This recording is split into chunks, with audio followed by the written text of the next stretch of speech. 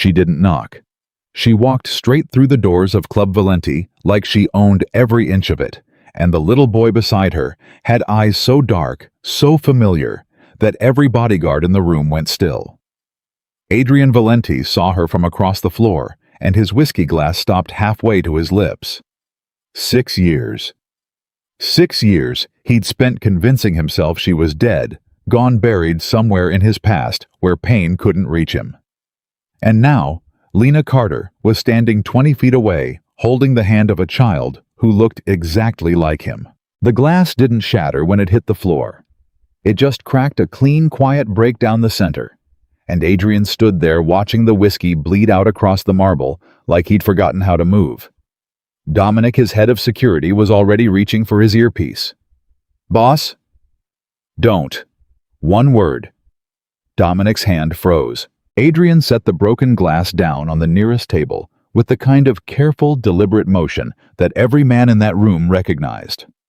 It was the same calm he wore before something irreversible happened. The whole floor felt it. 42 people in Club Valenti on a Thursday night, and every single one of them went quiet without knowing why. Adrian walked forward. Lena didn't run. She stood exactly where she was, chin lifted, shoulders back. Her dark coat still damp from the rain outside. She looked older, not in a way that diminished her, in a way that hardened her, like something had been burned away, and what remained was stronger than what came before. The years had taken the softness he remembered and replaced it with something he didn't have a word for yet. The boy beside her pressed close to her leg. He was small, maybe 4 or 5 years old, with thick dark hair and a serious expression that looked so much like Adrian's own childhood photographs that his chest actually seized. He stopped 3 feet away from her. He'd rehearsed this moment 1,000 times in the years after she vanished. What he would say. Whether he would be cold or furious. Whether he would demand answers or simply turn and walk away to prove she meant nothing. He had entire speeches. Entire architectures of indifference.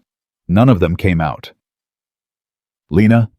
Her name in his mouth felt like biting down on something old and still alive. Adrian. Her voice didn't waver. That surprised him. He'd expected fear. He'd expected apology. What he got was directness. A woman who had clearly spent years preparing for exactly this moment and refused to let it destroy her. "I need to talk to you. Privately." "You need..." He stopped himself, looked down at the child. The boy stared back at him with those dark, impossible eyes and said nothing. "Who is this?" Lena's jaw tightened almost imperceptibly. "His name is Noah. That's not what I asked you." The silence between them stretched and pulled like something physical. Around them, the club had gone ghost quiet.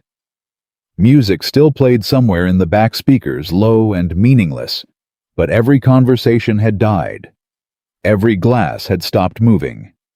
Lena looked directly at him and said, "He's yours." Adrian didn't say anything for a long time. He looked at the boy. Really looked the way he looked at contracts before signing at men, before trusting them with that deep, analytical precision that had kept him alive in a world designed to kill him.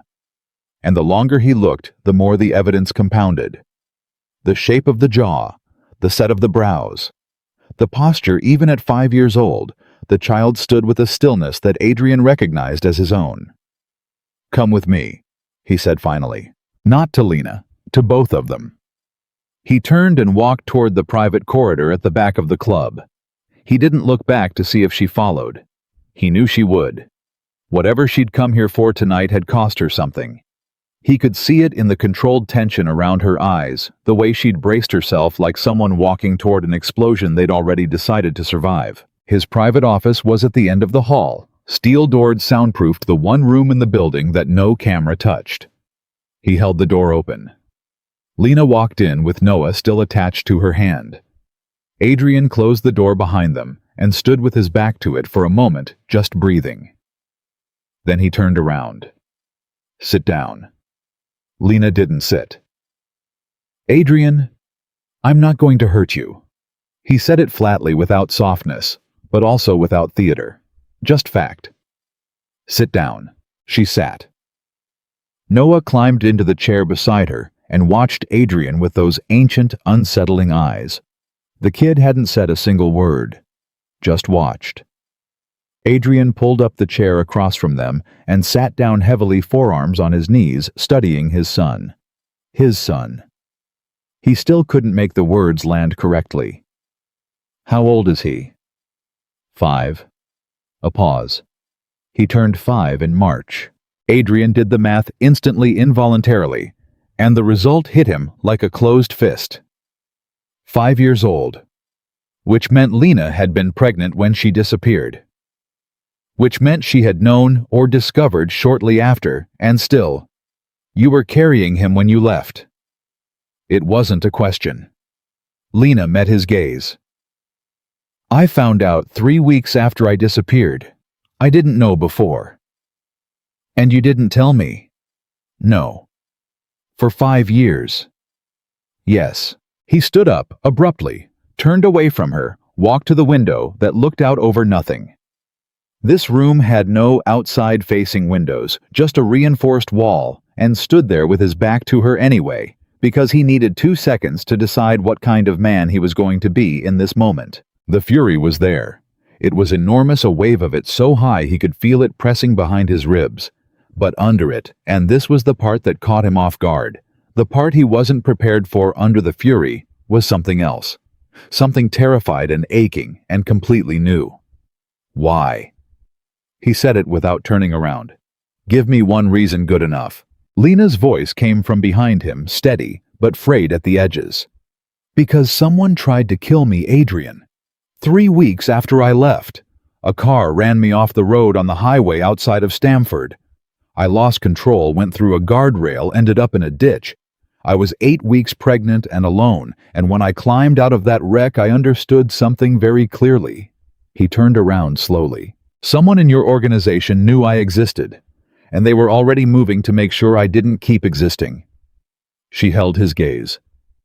I didn't leave because I stopped loving you.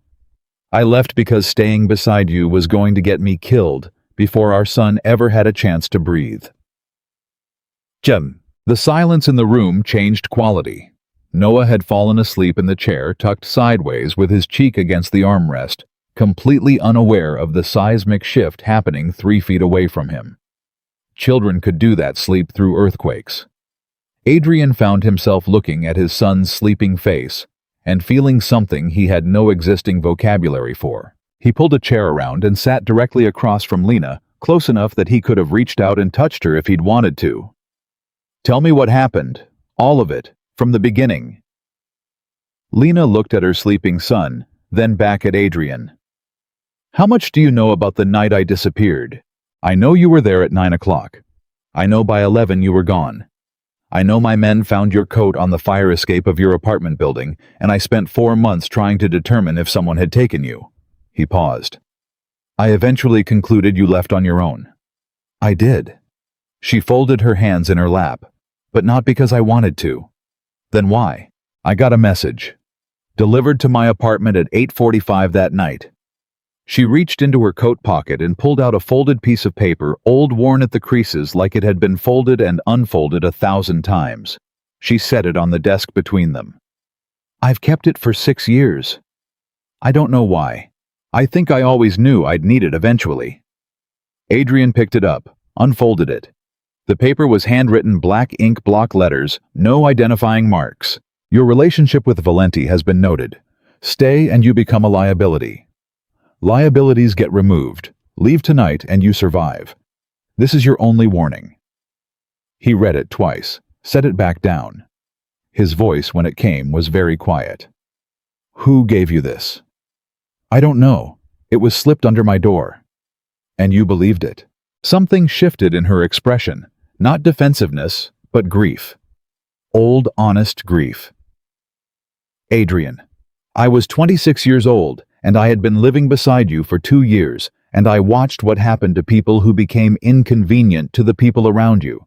A man named Caruso, his wife, the accountant from your father's time. She stopped. I believed it because I knew your world. I knew that note wasn't an empty threat. Somebody in your circle had already decided I was a problem, and I was terrified. He sat with that for a long moment. He remembered Caruso. He remembered the accountant. She wasn't wrong about what their fates had been. "You should have come to me," he said. "I tried." Her voice cracked very slightly. "I called you at 9:15. Do you remember that call?" He searched his memory. 6 years ago. He'd been in a warehouse on the west side dealing with a shipment that went sideways, phone in his pocket. 3 men trying to renegotiate through violence. I didn't answer. "No." She said it without accusation, just fact. "You didn't answer, and I waited 20 minutes and called again, and you didn't answer. And I stood in my apartment with that note in my hand, and I understood that I was completely alone in that decision." She looked at him without flinching. "So I made it." Ted. Adrian stood up again. He needed to be moving. He paced the length of the room once, twice, running through the geometry of what she was telling him. The timeline, the logistics, the impossibility that any of this had happened without someone actively engineering it. The car that ran you off the road. Dark SUV, no plates. I never saw the driver. 3 weeks after you disappeared. Yes. Which means someone already knew where you'd gone. Lena nodded slowly. They tracked me from New York. I'd taken a bus to Connecticut, paid cash. I thought I was being careful, but I clearly wasn't careful enough. She paused. After the accident, I drove straight through the night to Virginia. Stayed with a friend's cousin who didn't know anything about me. Paid cash for everything under a different name until I found a permanent place. Where? North Carolina, a small town on the coast. I've been there for 5 years. Under what name? Lena Morris? He stopped pacing, looked at her. You've been hiding from me for 5 years. I've been hiding from whoever sent that note. You were... She hesitated. Collateral. I thought if I stayed disappeared long enough, whoever it was would lose interest. Move on to a different problem. And mostly it worked. Until 3 months ago. The air in the room shifted. What happened 3 months ago? He said. Lena looked at Noah still asleep in the chair, and when she turned back to Adrian, her face had changed. The controlled steadiness had fractured somewhere behind the eyes. Someone broke into my house. She said it quietly. Noah was at school. I was at work. I came home and the place had been completely turned over. Searched. Not robbed, there was nothing taken. Just searched. Like someone was looking for something specific. She swallowed. And on Noah's bedroom wall, written in black marker. She stopped. What did it say? He has his father's eyes. Tell Valenti we're watching. Does. The quiet that followed was a different kind of quiet entirely. Adrian sat back down. Slowly. Deliberately. The way he sat when he was processing a tactical problem, layering information, sorting what he knew from what he assumed. They know about Noah. Yes. And they found you in North Carolina. Yes. And instead of running again, you came to me. Lena looked at him without apology. I ran for 5 years and they still found us. Running doesn't work anymore, and my son... Her voice broke just once, then steadied. My son deserves a father who knows he exists, even if his father is... She gestured vaguely at the room, the club, all of it. Even if his father is this. Adrian felt that land somewhere he hadn't expected. He looked at Noah for a long moment, the child's dark lashes against his cheek, the small rise and fall of his chest. Did you bring anything, proof? Lena reached into her bag, pulled out a manila envelope. Inside was a birth certificate. Noah Alexander Carter. Mother, Lena. Rachel Carter. Father left blank. Also inside a hospital band from the delivery. A set of photographs. He picked them up and went through them one by one. Noah at 1 day old. Noah at 6 months laughing at something off camera. Noah at 2 running through sand on a beach, arms out like wings. Noah at 4, serious-faced and small, staring directly into the camera with those impossible familiar eyes. 5 years of a life. 5 years he had missed. He set the photographs down with great care and looked at his hands for a moment. You said he doesn't know. He knows his father wasn't with us. He's never asked for more than that. She watched Adrian's face. He's a good boy. He's kind. He doesn't lie. Her voice softened. He's better than either of us probably deserved. Adrian looked at her. Does he know where we are tonight? What this is? I told him I was bringing him to meet someone important. She glanced at the sleeping boy. He accepted that. He just accepted it. Noah takes most things in stride. Something almost like a smile crossed her face, then faded. He's got your jaw and my stubbornness. He'll be impossible to parent in about 10 years. Adrian didn't smile, but something moved in his expression, something involuntary and unguarded that he didn't quite manage to suppress. I want a DNA test, he said. I expected that. Not because I doubt what you're telling me. He picked up one of the photographs again, Noah at 4, looking directly into the camera. Because I need documentation. If I'm going to protect him, protect both of you, I need it legally established. Lena blinked. Whatever she'd expected him to say, that wasn't it. You believe me. I have eyes. He set the photo down. The question isn't whether he's mine. The question is who sent that note 6 years ago, and who's been watching you in North Carolina. He looked up at her.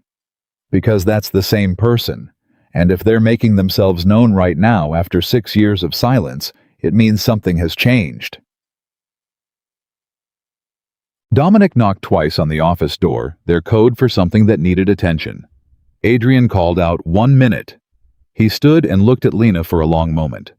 She looked back at him steadily, and he saw again what those years had built in her, not hardness exactly, but density, like someone who had processed a very large amount of pain privately and come through it still upright.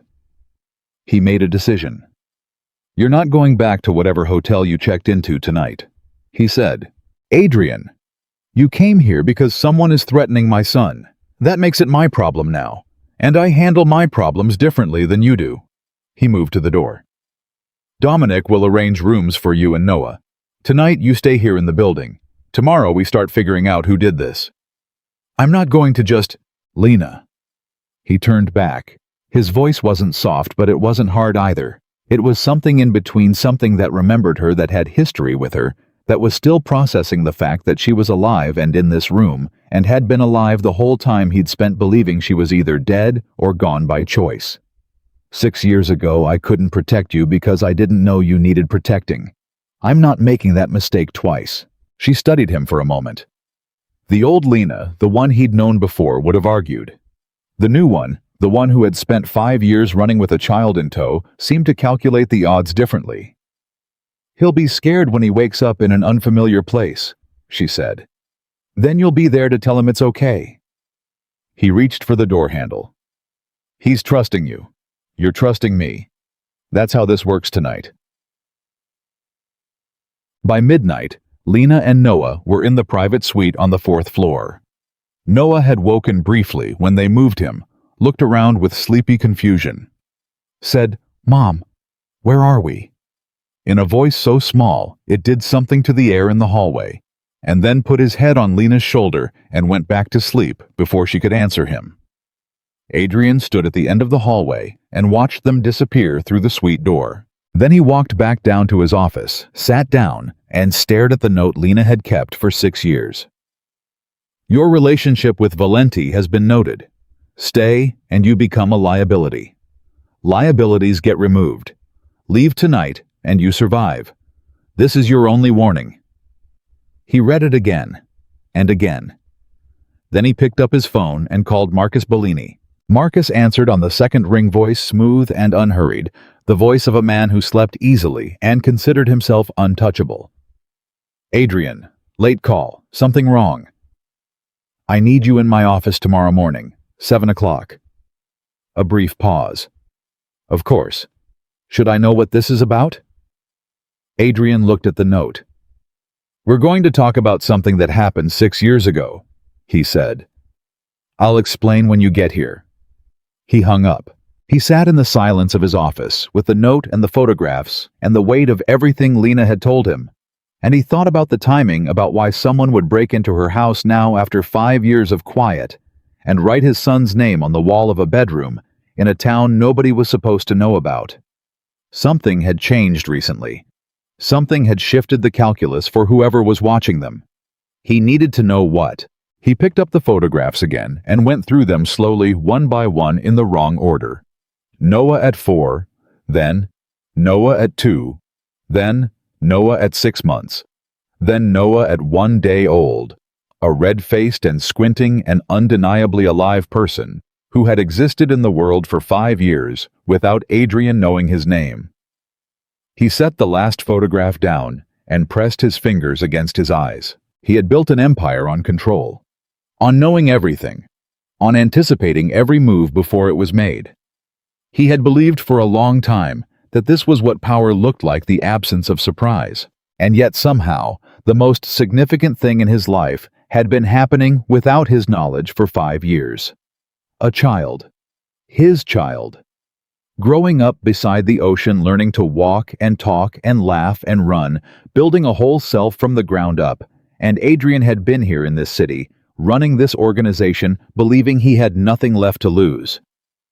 He thought about what Lena had said. He's better than either of us probably deserved. He thought about Noah's eyes open and watching him in the club with that unnerving directness. The kid hadn't been afraid. 5 years old in a room full of armed men, and he'd just looked at Adrian with those dark, serious eyes and assessed him like a small, quiet judge. Adrian Valenti, who had looked down the barrel of guns without flinching, had been slightly terrified of a 5-year-old's gaze. He picked up his phone again and sent a single text to his head of intelligence. "I need everything on a car accident. Woman, dark SUV, highway outside Stamford approximately 6 years ago. Survivor. Get me whatever exists." The reply came back in under 3 minutes. On it. Then he sat alone in his office until nearly 2 in the morning, thinking about a note he should have known about 6 years ago. A car. He should have known about a child he should have known about, and working through the list of people inside his organization who would have had the access, the motive, and the capability to orchestrate all of it without leaving a trace. The list was shorter than he wanted it to be. And Marcus Bellini's name was at the top. At 6:45 the next morning, Lena found Adrian in the small kitchen off the private corridor, standing at the counter with a cup of coffee and a tablet showing surveillance footage. She stopped in the doorway. He looked up. She looked like she hadn't slept much. Neither had he. But she'd changed into clothes from the bag she'd brought, and her hair was pulled back, and she looked at him with an expression that was complicated and old, and not entirely unfriendly. "Noah's still asleep," she said. "Good." She moved to the counter, found the coffee, poured herself a cup. He watched her do it the familiar way she moved through a kitchen, the same economy of motion he'd always noticed about her, like she thought about efficiency even in small things. "You called someone last night," she said. It wasn't a question. "I'm meeting Marcus Bellini at 7. Her hand stilled on the coffee cup. "Marcus. You know him. I met him twice. At functions." She turned to look at Adrian. "He always made me uncomfortable. I could never explain why." "I need you to tell me exactly what that was," Adrian said. "Not the feeling. The observations underneath the feeling. What did he do specifically that read wrong to you?" Lena was quiet for a moment, thinking. This was something he'd always respected about her. She didn't reach for easy answers. She made herself find the real ones. "He watched me too carefully," she said finally. "At the second function, your organization's anniversary dinner, he spent most of the evening watching you, which wasn't unusual. A lot of people watched you. But whenever you looked at me, he watched your face, like he was studying your reaction." She paused. "Like he was studying a weakness." The kitchen was very quiet. "Anything else?" Adrian said. "He asked me very politely how serious things were between us. I thought it was just socializing. But looking back..." She shook her head. He was assessing, calculating something. Adrian set down his coffee cup. When Marcus walks through that door at 7 o'clock, he said, "I need you to be somewhere you can hear everything and he can't see you. Can you do that?" She looked at him steadily. "Yes. I'm not going to confront him directly. Not yet. I need to watch him when I mention certain things your return, Noah. His reaction will tell me what I can't prove yet." And then, Adrian looked at his watch. 6:52. 8 minutes. "And then," he said quietly, "I'm going to start taking apart 6 years of lies one by one. And whoever built them is going to understand something very clearly." He looked at her. "You left to keep our son alive. That makes you braver than anyone in my organization." He paused. "But you came back. And that means I'm responsible for you now. Both of you." Lena held his gaze. He could see the years in her face, the vigilance, the exhaustion, the grief of every decision she'd made alone. And something else, something that wasn't quite trust yet but was reaching toward it. "Don't make me regret this," she said. "I won't." The intercom at the front of the corridor buzzed once. Marcus Bellini was early. Adrian picked up his coffee, straightened, and let the familiar stillness settle over him. That absolute composure he wore like armor, the face he'd built for rooms exactly like this one. But underneath it, for the first time in 6 years, something was different. He had something to fight for now. Not an empire, not a reputation, not control of a city. A boy with dark eyes who hadn't spoken a word to him yet, but had looked at him like he was deciding whether or not to believe something. Adrian walked out of the kitchen to meet the man he was increasingly certain had stolen 5 years of his family's life. And for the first time in longer than he could remember, the coldest man in New York was not calm. He was something far more dangerous than calm. He was certain. Marcus Bellini walked in at 6:58, 2 minutes early, which Adrian noted the way he noted everything, as data, not courtesy. Marcus was 61 years old, silver-haired, impeccably dressed even at 7 in the morning, with the kind of face that made people trust him on instinct. That face had served him well for 30 years inside the Valenti organization. It was open, warm, slightly self-deprecating in the right moments. The face of a man who understood people and wanted nothing more than to help them. Adrian had trusted that face completely for most of his adult life. Now he sat behind his desk and watched it walk toward him, and tried to see it the way Lena had described, not as the face of a loyal advisor, but as the face of a man studying a weakness. Adrian. Marcus sat down in the chair across the desk, unhurried, comfortable, like a man who had sat in that chair 1,000 times and expected to sit in it 1,000 more. "You sounded tense on the phone last night. What's going on?" "I'll get there." Adrian leaned back in his chair. Relaxed posture, controlled breathing, nothing on his face. "How's the Carrington situation?" Marcus blinked once, micro-confusion quickly smoothed. He'd expected whatever Adrian called him for not small talk about a trade dispute in the docks. "Resolved. Carrington agreed to the new terms yesterday afternoon. I was going to brief you this morning anyway." "Good." Adrian nodded slowly. "And the Del Vecchio dinner next week. Arrangements confirmed. Everything set. The Meridian Room, 8 o'clock, the guest list you approved." Marcus tilted his head slightly. "Adrian, you didn't call me at midnight for a dock dispute and a dinner reservation." "No." Adrian picked up a pen from his desk, turned it over once in his fingers, set it back down. "I had an unexpected visitor last night." He watched Marcus's face the way Lena had watched it at that anniversary dinner, not for the obvious reactions, but for what happened in the space between one expression and the next. "Oh." Marcus's voice was mild, interested, perfectly calibrated. "A woman." Adrian paused. "And a child." Something moved through Marcus Bellini's eyes. It was faster than most people would have caught. A flicker of calculation instantly suppressed, replaced almost immediately by a look of polite curiosity. "Almost." "I see," Marcus said. "Someone trying to establish a paternity claim that's not, 'The child is mine.'" Adrian said it flatly. "There's no question." A longer pause this time. Marcus recrossed his legs, smoothed one hand along his trouser knee.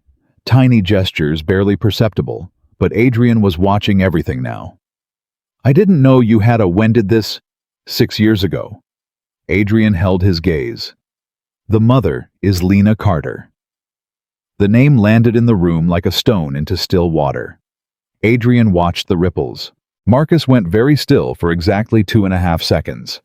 Then he exhaled, slow, controlled, and his face arranged itself into an expression of careful concern. Lena Carter. Adrian, she disappeared. Years ago. I remember how that affected you. Are you sure this isn't? She's upstairs right now. Adrian said it without inflection. In the private suite, with our son. The silence this time was different, denser. Marcus looked at Adrian, and Adrian looked back at him, and both men sat in the weight of that silence like two people who understood exactly what was happening and were both pretending not to. That's... Marcus stopped. Started again. That's extraordinary. How is she? Where has she been? That, Adrian said quietly, is exactly what I'm trying to determine.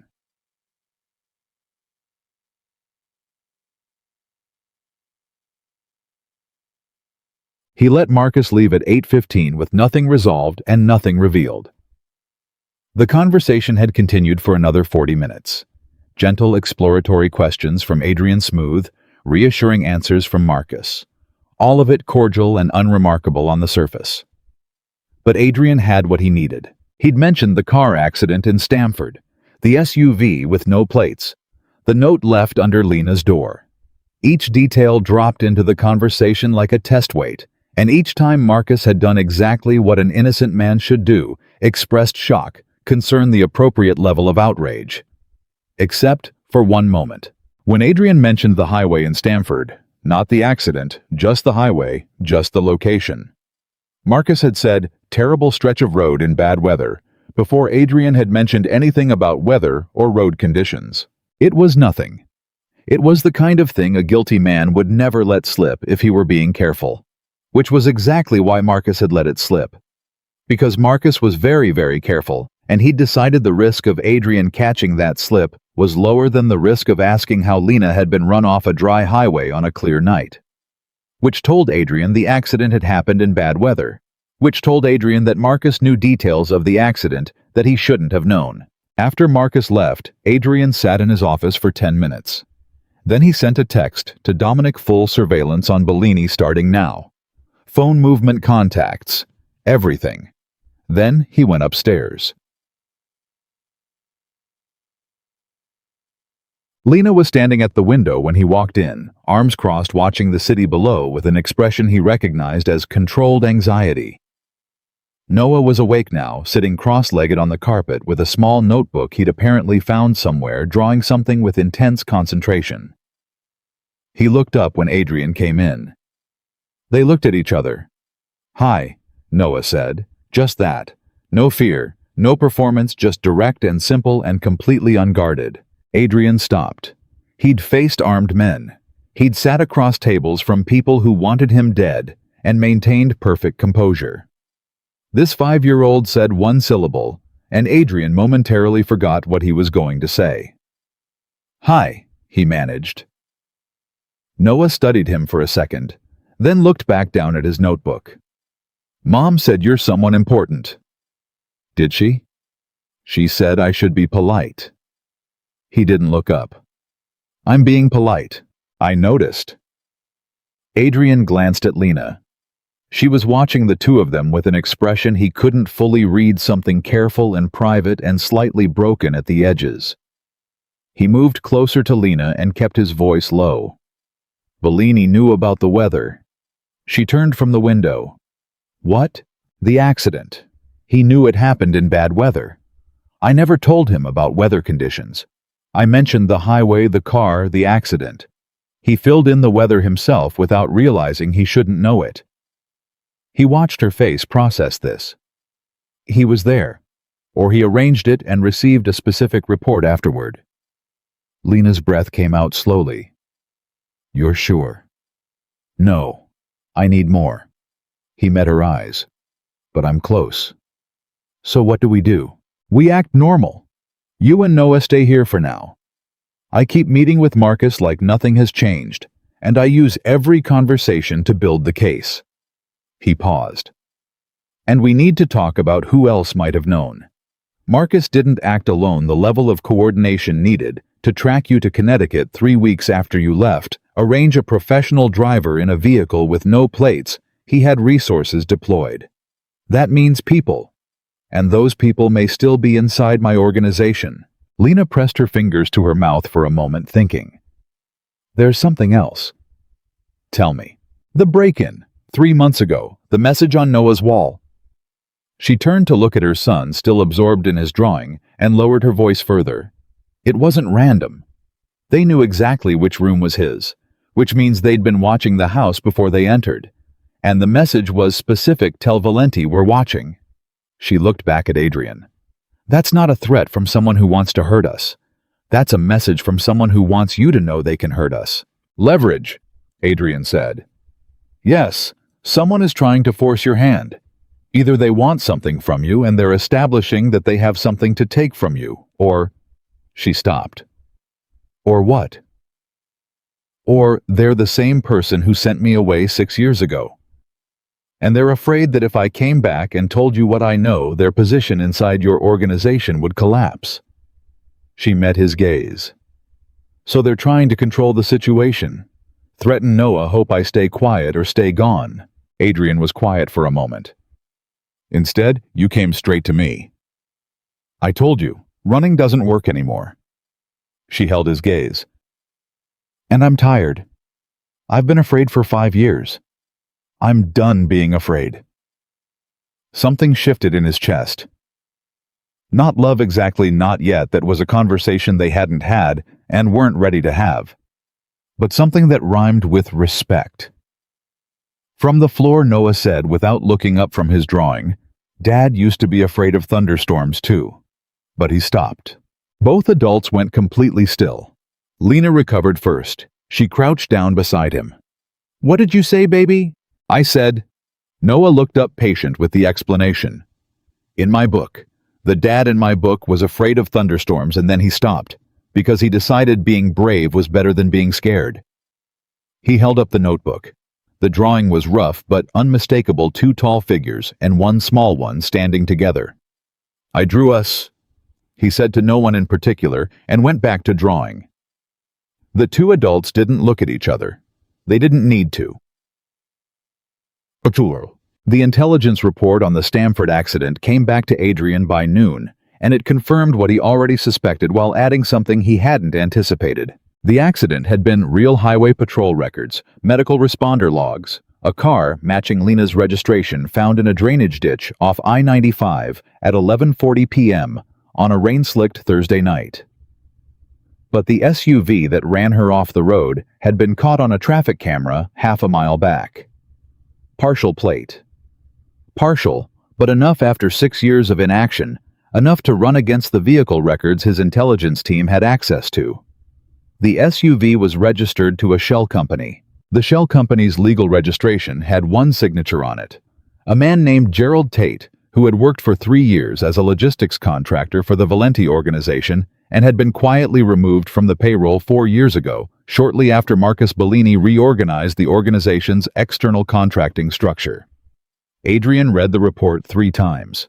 Then he called his intelligence chief directly. "Tate, I need everything. Where he is, what he's doing, who he's been in contact with since he left the organization." A pause on the line. "Tate died 14 months ago, Mr. Valenti. Cardiac event. No suspicious circumstances on record." Adrian let that sit for a moment. "Who handled his payroll when he was with us?" "I'll need to pull the records." "Pull them." He already knew the answer. He needed the documentation. By 1 o'clock, he had it.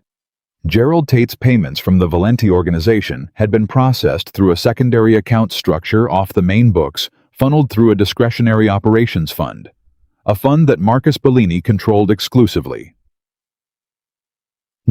Lena found Adrian in the small conference room down the hall from the suite, standing at the head of the table with documents spread across it, building a picture the way she'd seen him build plans before, methodically, completely, until the shape of the whole thing became unmistakable. She stood in the doorway and looked at his face, and knew immediately. "You found something." "I found the driver." He said it without looking up from the documents. "The man who ran you off the road, he's dead 14 months ago. Natural causes officially. But he was on Marcus's private payroll from the day you left until 4 years ago when Marcus removed him from the books." He looked up.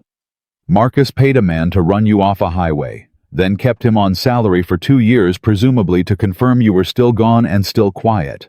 Then cut him loose when he restructured the external contracts." Lena sat down, her legs decided without consulting her. "And when Tate was no longer useful," Adrian continued, "he conveniently died of a cardiac event 14 months ago." He paused. Gerald Tate was 53 years old and had run his last physical health check required for contract work 4 months before his death. Clean bill of health, no cardiac history. The room was very quiet. "He had him killed," Lena said. "I can't prove that yet, but the pattern—" Adrian pressed his palm flat against the documents. "Marcus has been managing you. From a distance for 6 years he's been managing the situation. As long as you stayed gone and quiet, the threat was contained. The moment you moved 3 months ago, maybe you did something that showed up somewhere. Maybe you slipped somewhere. A card, a phone record. My car," Lena said suddenly. "I bought a car in January. It was the first time I'd used my real social security number in 4 years. I needed it for the financing, and I thought after 5 years it was safe." She stopped. 2 months later, the house was broken into. Adrian closed his eyes briefly. "That's how he found you." "He was watching for my information to resurface somewhere." She stared at the table. "That's he was still watching for me after 6 years. Because you were the one loose thread." Adrian moved around the table and sat down across from her. "Think about it from his perspective. He sent you away. He arranged for you to be followed, confirmed you'd left New York, then had the accident staged to give you a reason never to come back. For years it worked. But he couldn't risk you ever returning with information about what you'd seen, who you'd spoken to, what you knew. So he kept one flag on your identity, and the moment you tripped it, he moved." Lena pressed both hands flat on the table, steadying herself. "He wrote a message on Noah's wall. 'Tell Valenti we're watching.' If he wanted to keep this quiet, why? Because by that point he knew you'd found the trail back." Adrian's voice was hard. "He couldn't silence you without silencing me, and he doesn't have the leverage for that. So he changed tactics. He's trying to make you a bargaining chip instead of a loose end. If he controls the threat to Noah, he controls whether you talk." He looked at her steadily. "What he didn't calculate was that threatening Noah would make you run toward me instead of away." Lena let out a long, slow breath. "He's known about Noah this whole time. Since the moment your real identity reappeared, yes. He had a name search running the moment Lena Carter bought a car in North Carolina. He had everything. Your address, your son, your son's name." Adrian's jaw tightened. "He knows Noah is mine. That's the whole point of the message. He's telling me through you that he has access to my son." The silence between them was the kind that comes after a bomb has gone off far enough away that you feel the concussion before you hear the explosion. "Adrian," Lena's voice was very controlled, "what does Marcus want from you? Why, after 30 years inside your organization, why would he do any of this?" That was the question Adrian had been turning over since the kitchen that morning, and the answer had been forming slowly the way certain truths form reluctantly, because once you see them, you can't unsee them. "My father," he said. Lena frowned. "Your father died 11 years ago." "Yes, but before he died, he made a decision about succession that Marcus disagreed with." He leaned forward. "My father built this organization from the ground up. When he got sick, there were 2 options for who would take over, me and Marcus. My father chose me. I was 28. Marcus was 49, had been inside the organization for nearly 20 years, and genuinely believed that he'd earned what my father gave to me." Lena went still. "He wanted to run it himself. He wanted to be the power behind whoever ran it. He accepted that I would be the face. What he couldn't accept was that I wasn't controllable. Adrian sat back. My father told me once that Marcus was brilliant, but that he needed to be the most important person in any room he walked into. He said that was fine as long as there was someone above him who was stronger. He paused. My father was that person. I was supposed to be that person, but I made one mistake. You fell in love with me. The words landed between them without drama.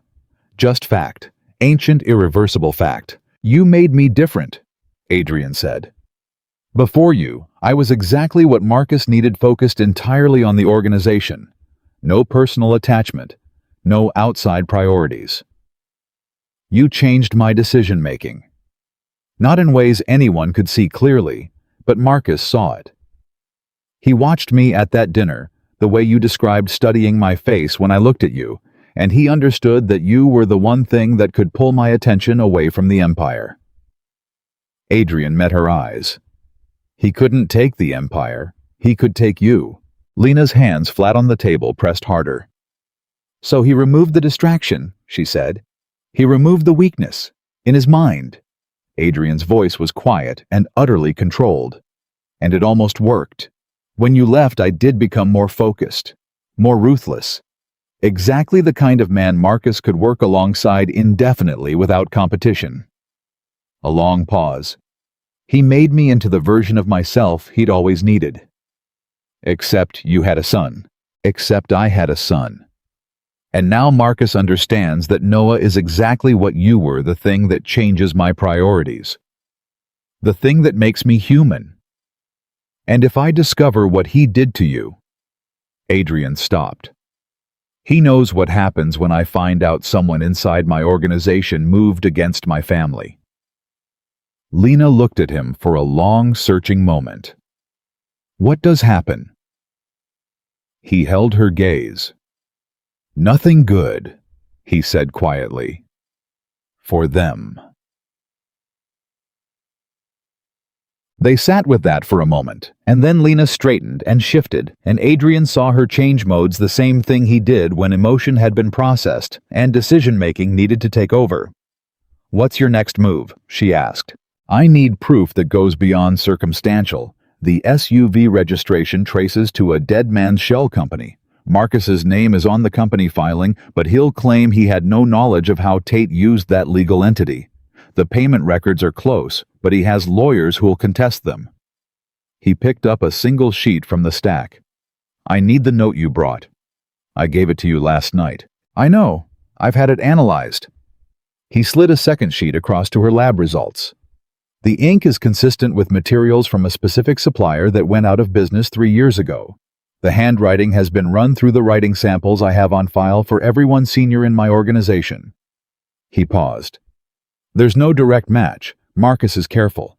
He would have had someone else write the note from his dictation. Lena read the lab results, then looked up.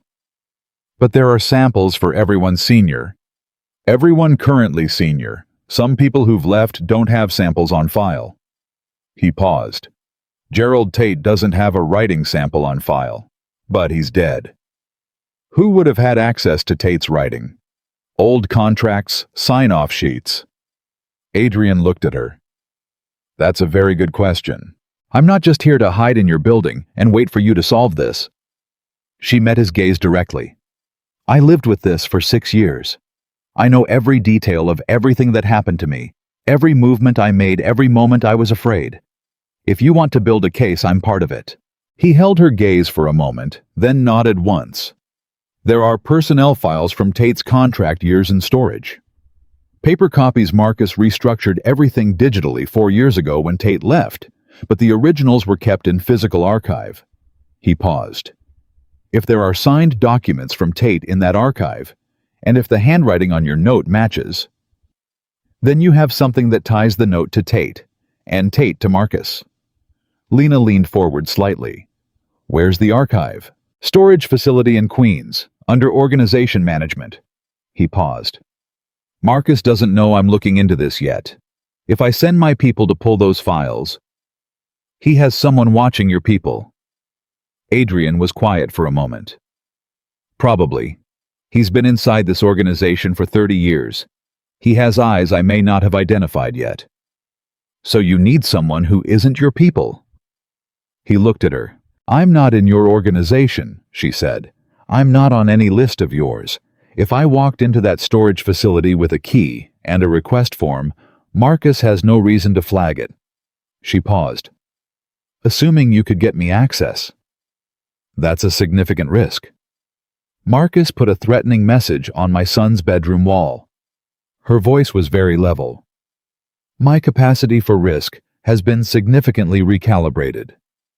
It took Adrian 2 hours to arrange the access, and in those 2 hours, the situation moved in a direction he hadn't anticipated. Noah appeared in the conference room doorway at 3 o'clock, holding his notebook and looking for Lena.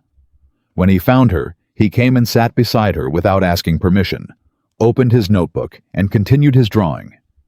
The drawing had grown more figures, more detail. Something that Adrian couldn't quite decipher from across the table. Dominic knocked and entered at 3:15 with a new report. His expression was carefully neutral, which was his way of signaling that the information was significant. Bellini made 6 phone calls between 9 a.m. and noon, Dominic said, addressing Adrian, but very aware that Lena was in the room. All to registered contacts, nothing unusual on the surface. But 3 of those calls went to a number associated with a private security firm we've flagged in the past. Meridian Solutions. The calls lasted between 4 and 11 minutes. Adrian said, Meridian Solutions. Private contractors. They've done work for various organized interests in the past. Nothing we can directly tie to the organization, but they've appeared adjacent to 3 incidents over the past decade that you'd recognize. Dominic paused. They are also the firm that employed Gerald Tate as a field consultant for approximately 18 months before Tate died. The room was very quiet. Marcus called Meridian 3 times this morning, Adrian said. Yes, after I told him Lena was upstairs. The first call was made at 9:03, 11 minutes after he left your office. Lena's hand resting on the table beside Noah's notebook curled into a fist. Noah kept drawing, completely absorbed. He's mobilizing, she said. Yes. Adrian looked at Dominic. Can we get the content of those calls? Working on it. Their comms are encrypted, but we have a contact inside the firm. It'll take time. How much time? 12 hours, maybe 16. That's too long. Adrian stood. Pull everything you have on Meridian's current contracts and personnel. I want to know who on that staff has active deployment right now. He looked at Lena. And get the access to the Queen's facility ready. I want it done before tonight. Dominic left. Lena looked at Adrian. He knows I'm here. He's moving assets. Yes. Which means he's going to try something before you have enough evidence to move against him. That is a reasonable assessment, yes. And our son is currently sitting in your building, which Bellini knows the location of, has presumably studied the security of, and now knows contains the person he's been hiding for 6 years. She said it all without raising her voice, which made it worse somehow. Adrian.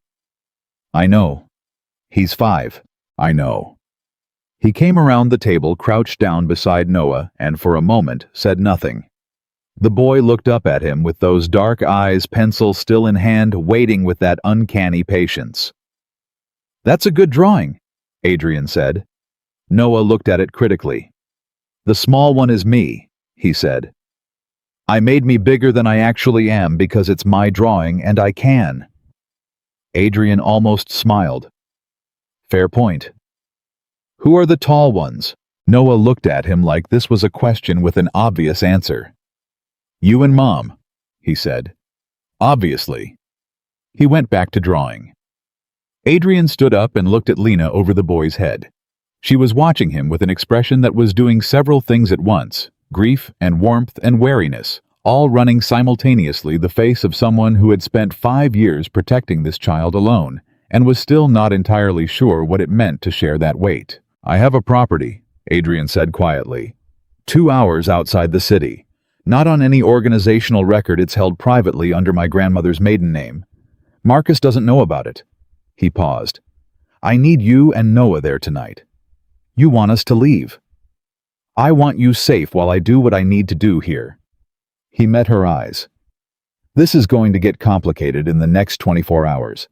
I can't focus on Marcus if part of my attention is on whether you and Noah are secure. Lena was quiet for a moment. And the archive in Queens? Someone else can handle the archive. Someone Marcus won't recognize. He paused.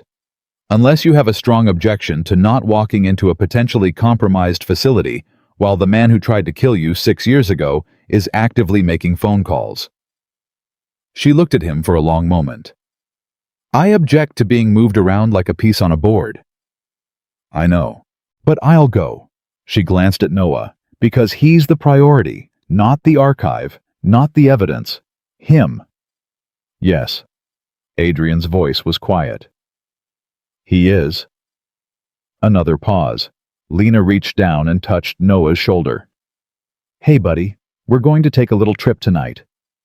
Noah didn't look up. To where? Somewhere outside the city. More space. He considered this. Is there a yard? Adrian answered before Lena could. There's a garden.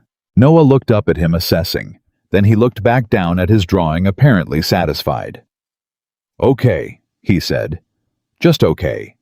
As if his world rearranged itself around him with the simplicity of a sentence. Adrian watched him for a moment and felt something he hadn't felt in years, something that might have been in a different life, the beginning of purpose. Dominic had the car ready by 5:30.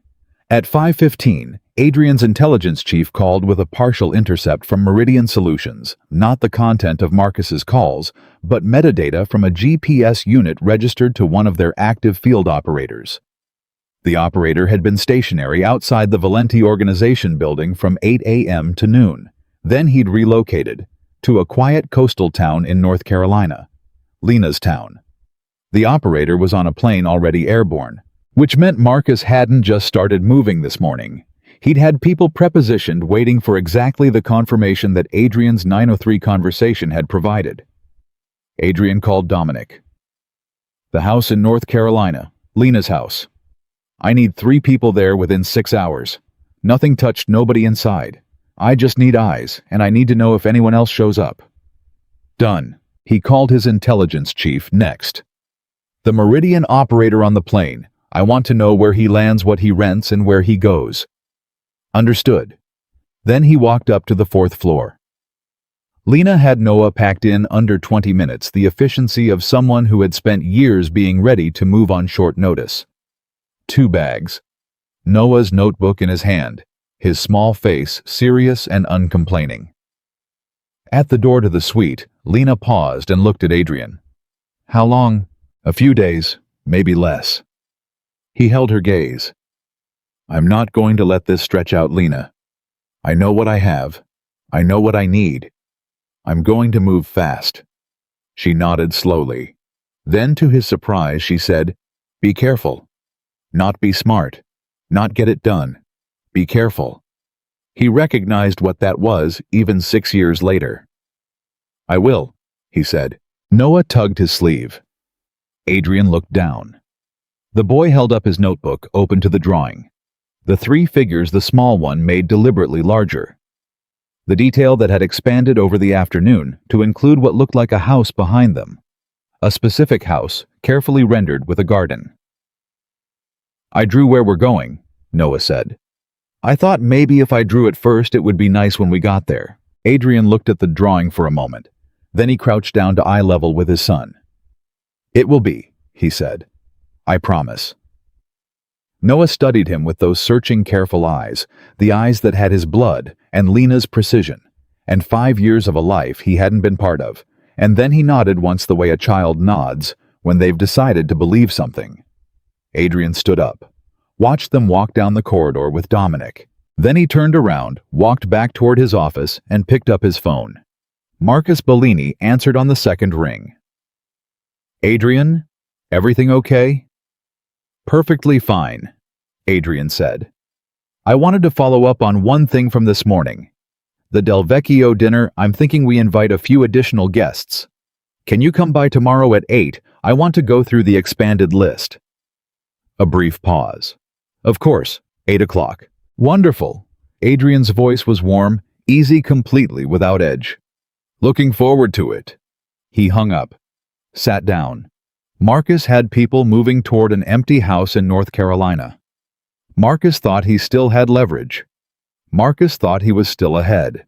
And Adrian Valenti, who had spent 20 years building an organization on the principle that information was the only real weapon, sat in his office and began the methodical, precise, and completely invisible work of taking Marcus Bellini apart piece by piece, truth by truth, until there was nothing left to hide behind. He thought about Noah's drawing. He thought about Lena's voice saying, "Be careful." He thought about 5 years of a life he'd missed, and he decided that whatever patience this required, whatever restraint, whatever careful, deliberate work, he would do it completely. Because when it was done, he intended there to be something worth coming home to. The Meridian operator landed in North Carolina at 9:40 that night, rented a gray sedan under a name that matched nothing, and drove straight to Lena's town. Adrian knew because his own people were already there, positioned exactly as he'd ordered. No one inside. Nobody touching anything, just eyes on the house from 2 directions. By 10:15, the report came through. The operator had parked 1 street over, walked to the house on foot, and let himself in through the back door using a key. A key. Not a lockpick, not a broken window. A key. Adrian read that detail twice and understood immediately what it meant. Whoever had broken into Lena's house 3 months ago hadn't just been sent to leave a message. They'd been sent to establish access. They'd made a copy of the key. Marcus had maintained the ability to enter Lena's home at will for 3 months waiting. "He's not there to hurt anyone," Adrian said to Dominic over the phone. "There's no one to hurt. He's there to confirm they're gone, which means when he reports back that the house is empty. Bellini will know they moved," Dominic finished. "Yes." Adrian stood at his office window, the dark city spread out below him. "And he'll assume I moved them. Which tells him I'm taking the threat seriously. Which tells him I've started looking." He paused. "Pull your people back before the operator leaves. I don't want him spotting them. Let him report a clean, empty house. Let Marcus think he still has the initiative. And then we let him come to breakfast tomorrow at 8 and keep believing he's ahead." 2 hours north, in a house that existed under no organizational record, Lena stood in a doorway, watching her son sleep, and could not make her body relax. She'd been running so long that stillness felt like danger. For 5 years, safety had meant motion, being ready to leave, keeping bags packed, never letting roots go too deep. Now she was standing in a house that Adrian swore was invisible, in a quiet that should have felt like relief, and instead, every silent minute felt like the pause before something breaks. Her phone buzzed, a text from Adrian. "They're at the house in North Carolina. He sent someone. Empty, no one hurt. You made the right call coming to me. You're both safe there. I'll update you in the morning." She read it 4 times. He sent someone. She thought about the message on Noah's bedroom wall 3 months ago. She thought about the fact that a man had walked into her home tonight. The home where her son had learned to read, where he kept his drawings taped to the refrigerator, where she'd told herself for 5 years that they were finally safe. A stranger had walked through it with a key. She sat down on the edge of Noah's bed very carefully so as not to wake him, and pressed the heels of her hands against her eyes until the burning stopped. Then she texted back 1 word. "Understood." And she stayed awake most of the night, listening to a silence that would not let her trust it. Marcus Bellini arrived at 8 the next morning, looking rested and cheerful, carrying 2 coffees, one of which he set in front of Adrian with an easy familiarity built over 30 years. "You look tired," Marcus said, settling into his chair. "This whole situation, the woman, the child, it's a lot to absorb. How are you handling it?" Adrian took the coffee, didn't drink it. "I'm managing." "Where are they now?" "Still upstairs." There it was. The first probe. Casual, warm, exactly the kind of question a concerned advisor would ask. "I moved them," Adrian said. He watched Marcus's face. Somewhere secure. I'm not comfortable with them being in the building given everything that's happened. Marcus nodded slowly, sympathetically. Smart. Given the break-in she described and this business about someone watching you, can't be too careful with a child involved. He sipped his coffee. Do we have any idea who's behind the harassment? Because if someone is threatening a member of your family, Adrian, that's not something we tolerate. I'll put whatever resources you need on it. Adrian looked at him for a long moment. He would put whatever resources you need on it. The man who had arranged everything sitting across the desk offering to hunt himself. I appreciate that, Adrian said. I'm still gathering information. Once I know who's responsible, I'll want it handled thoroughly. Of course. Marcus set down his coffee. Now, the Del Vecchio dinner. You said you wanted to expand the guest list. They spent 40 minutes on the dinner. Adrian listened to Marcus talk about seating arrangements and political sensitivities and which families needed to be honored with proximity to the head table, and the entire time one part of his mind stayed cold and separate, watching the man perform loyalty with the fluency of 3 decades. At the end, as Marcus gathered his things, Adrian said almost as an afterthought. Marcus, do you remember Gerald Tate? Marcus paused.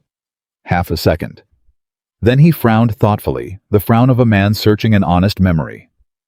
Tate, the logistics contractor, left us 4 years ago? He shook his head. Sad. I heard he passed. Heart wasn't it. That's what I heard too, Adrian said. I was just going through some old contract files. His name came up. Old files. Marcus smiled. You're getting nostalgic in your old age. Why the interest? No reason. Adrian returned the smile precisely calibrated. Just tying up loose ends.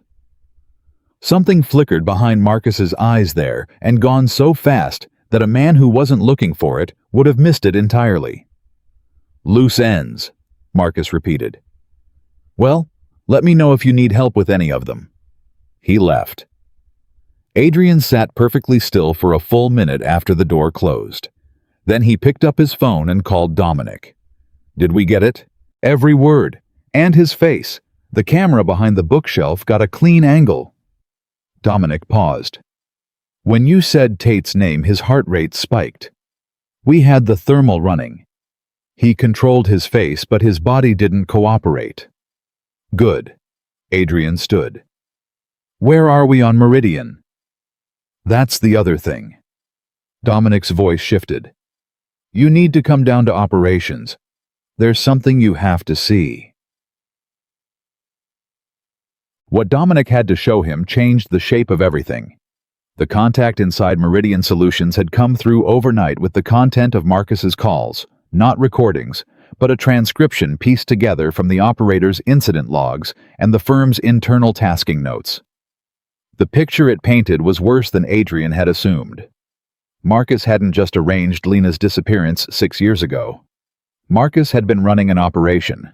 For 6 years, Marcus had maintained a standing contract with Meridian to monitor for any resurfacing of Lena Carter's identity.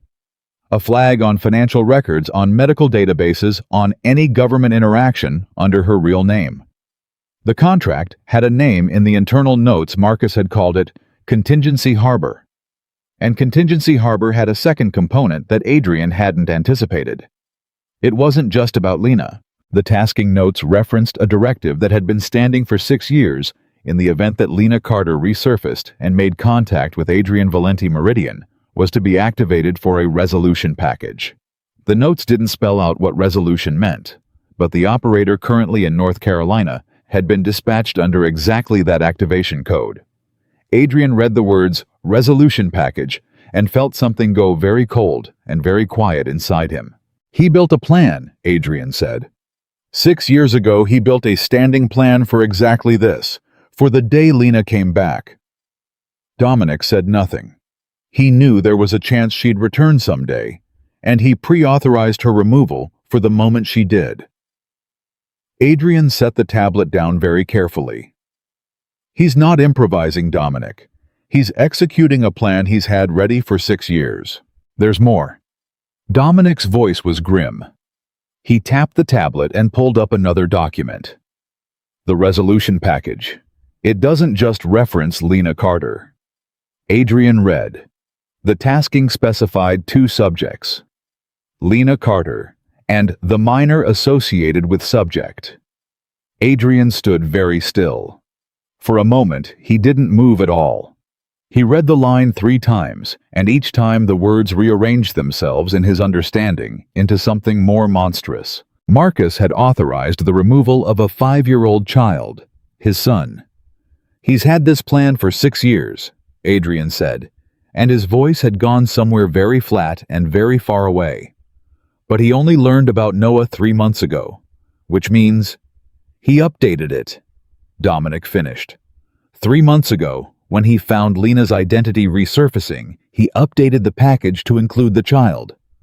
Adrian set the tablet down. He walked to the far wall of the operations room and stood facing it for a long moment. His back to Dominic, his hands very still at his sides. Every man in the organization knew that Adrian Valenti's calm was the most dangerous thing about him. His father had taught him that rage made you predictable. That fury-clouded judgment that the men who lasted were the ones who could feel everything and show nothing. Adrian had spent 20 years perfecting that separation. And standing at that wall, reading that a man he had trusted for his entire adult life had signed a document authorizing the murder of his son, Adrian felt the separation hold barely thinly like ice over deep water. Adrian. Dominic's voice was careful. What do you want to do? Adrian turned around. His face was completely composed. I want to give Marcus everything he thinks he wants, he said. I want him confident. I want him certain he's in control. I want him to believe he's still 3 steps ahead of me. He walked back to the table. And while he believes that I'm going to build a case so complete that when I finally show it to him, there will be nothing for him to say. And then, Adrian looked at the tablet, at the words the minor associated with subject, and something moved behind his eyes that Dominic had seen only a handful of times in 15 years of service. And then, Adrian said quietly, we'll see what kind of man I actually am. He called Lena at noon. She answered on the first ring. Adrian? How's Noah? He found the garden. A pause. Some of the tightness in her voice eased slightly. He's been out there for 2 hours drawing the trees. He says he's making a map. Another pause. He asked when you're coming. Adrian closed his eyes briefly. Soon. Adrian. Her voice sharpened, reading something in his tone. What happened? He'd decided on the way to the phone that he wouldn't tell her about the resolution package. Not yet. Not the part about Noah. She'd spent 5 years afraid she didn't need to spend the next days imagining a stranger with a directive to hurt her child. But Lena had survived 6 years by reading exactly this kind of silence. You're not telling me something, she said. I can hear it. Don't do that. Don't manage me. Whatever it is, I've earned the truth. He was quiet for a moment. She was right. He knew she was right. She had earned it 100 times over. Marcus had a plan, he said. A standing contract for 6 years waiting for the day you came back. I found the details this morning. He paused. It's not just about removing you as a threat, Lena. He pre-authorized something more permanent. The line went silent. He wanted me dead, she said. Not a question. Yes. Adrian's voice was very controlled. And 3 months ago, when he found out about Noah, he couldn't finish it. He didn't have to. Lena's breath came through the phone, slow and shaking. Say it. He added Noah to the directive. Adrian's hand tightened around the phone. Lena, I swear to you on everything, no one is going to touch him. The house you're in doesn't exist on any record. My best people are with you. Marcus doesn't know where you are, and he isn't going to find out. For a long moment, she said nothing. Then, in a voice that had gone somewhere cold and steady and terrifying, you said he comes to your office. He sits across from you. He drinks your coffee. Yes. And you smile at him. Yes. How? Her voice cracked on the single word. How do you sit across from a man who signed my son's death and smile at him? Adrian looked out his window at the city he controlled and the man somewhere in it who had done this. Because if I let him see what I know, he said, he activates the plan immediately. Right now, he thinks he has time. He thinks he's managing this. That belief is the only thing keeping his people from moving. The moment he knows I've found the truth, he has nothing to lose, and a cornered Marcus is more dangerous than a confident one. He paused. So I smile at him. I let him think he's winning. And I do it so that no one ever gets near our son. The silence stretched. I hate this, Lena said, finally very quietly. I hate that you're good at this. I know. The thing that lets you protect us is the same thing I ran from 6 years ago. Adrian said nothing because there was nothing to say. It was true. It had always been true. The coldness, the control, the capacity to sit across from an enemy and reveal nothing. The very things that had made her afraid of the world he lived in were now the only things standing between Marcus and her son. Adrian? Her voice softened just slightly. When this is over, don't. He said it gently. Don't make me a promise you're not sure you want to keep. Let's get through this first.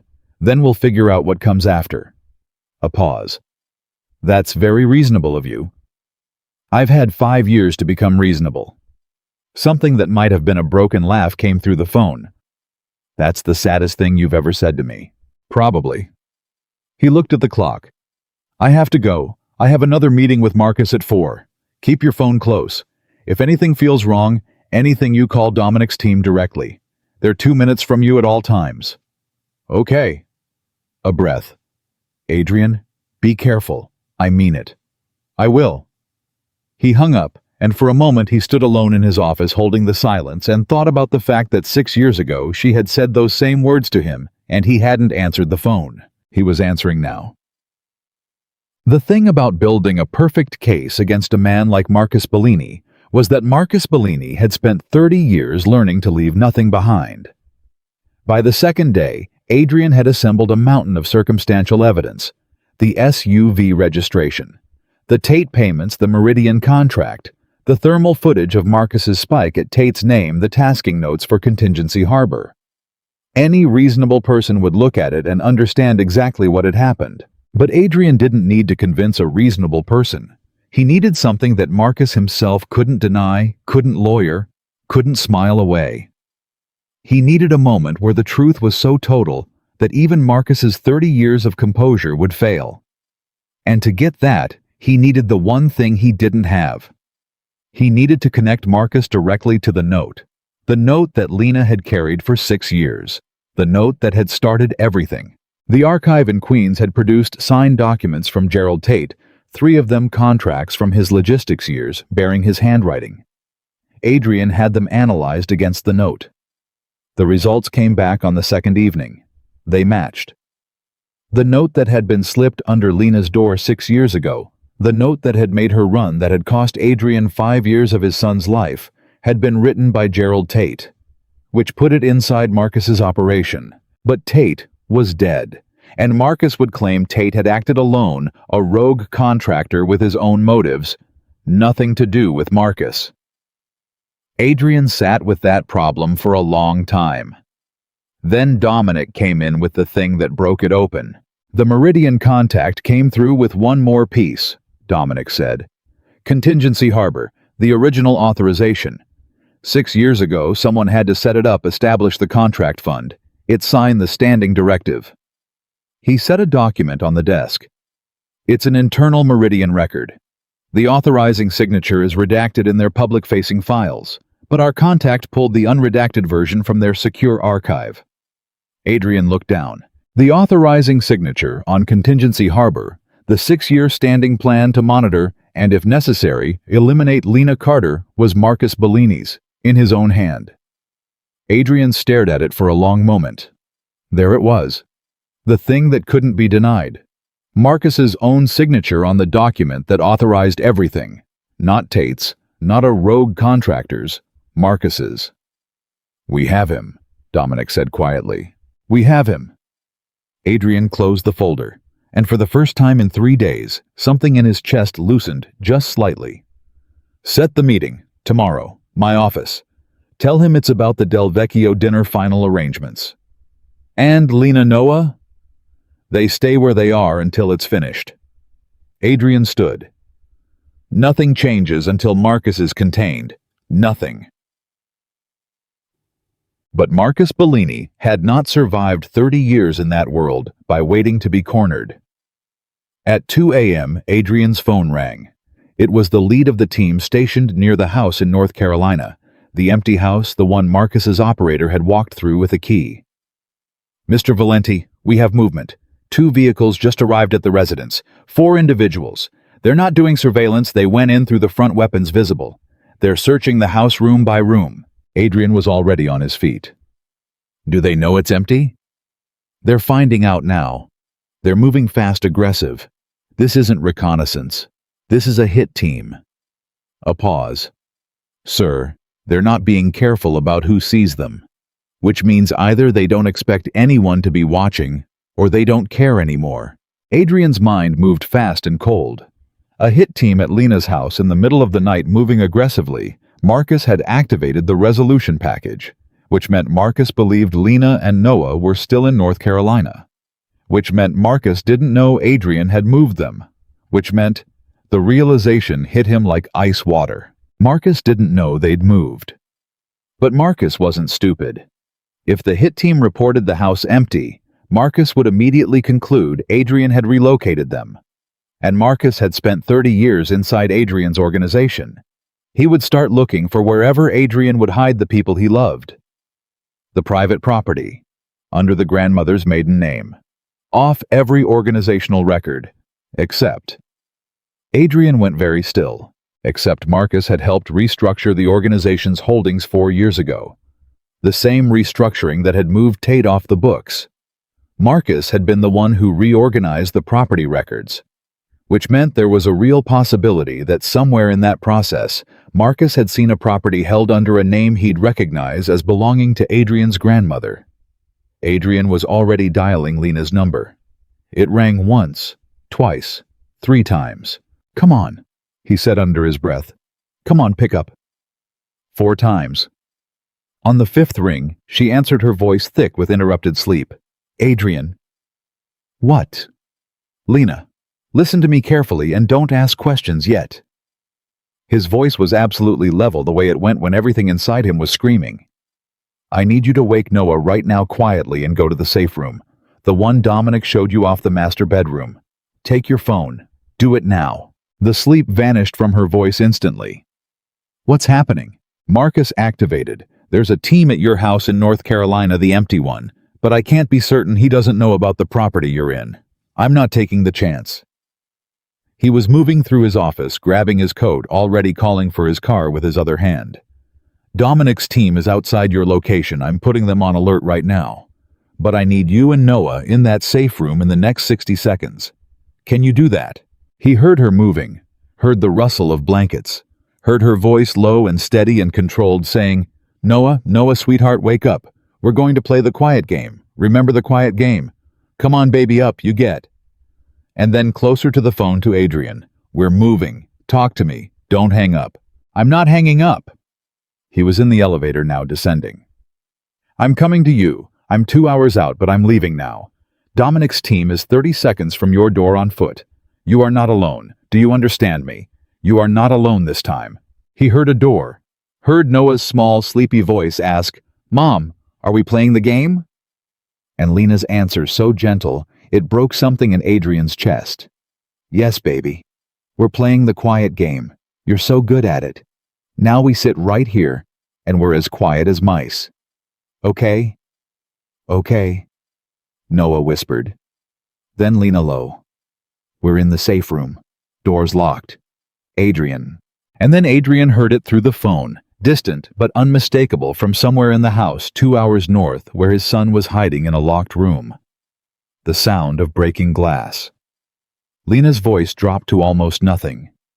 Adrian, someone's inside the house. Lena, listen to me. Adrian's voice did not rise. It could not rise. If it rose, she would hear the terror in it, and terror was contagious, and terror got people killed. Dominic's team is coming through the door right now. Whoever broke that glass has 30 seconds of life left. You stay in that room, you keep Noah quiet, and you do not open that door for anyone except my people using the word we agreed on. What's the word? Cardinal. Her voice was a thread. The word is cardinal. Cardinal. Nobody comes through that door without saying it. Not a voice you recognize, not someone claiming to be police. Nobody. He was in the car now, Dominic's second driving the city, smearing past the windows. I'm on the line with you the whole way. Talk to me. Where's Noah? In my lap. A pause. He could hear her breathing, hear the effort she was putting into keeping it slow. He thinks it's the game. He's Adrian. He's holding his notebook. He grabbed it before we ran. He grabbed the drawing. Something twisted in Adrian's chest so hard he had to close his eyes. Then through the phone, he heard it 3 sharp cracks muffled by walls and distance. Not close to Lena. Somewhere else in the house. Then 2 more. Then a silence that lasted 4 seconds and felt like 4 hours. Adrian. Lena's whisper had gone brittle. The shooting stopped. What does that mean? What does it mean when it stops? It could mean anything. Stay in the room. His hand was a fist against his knee.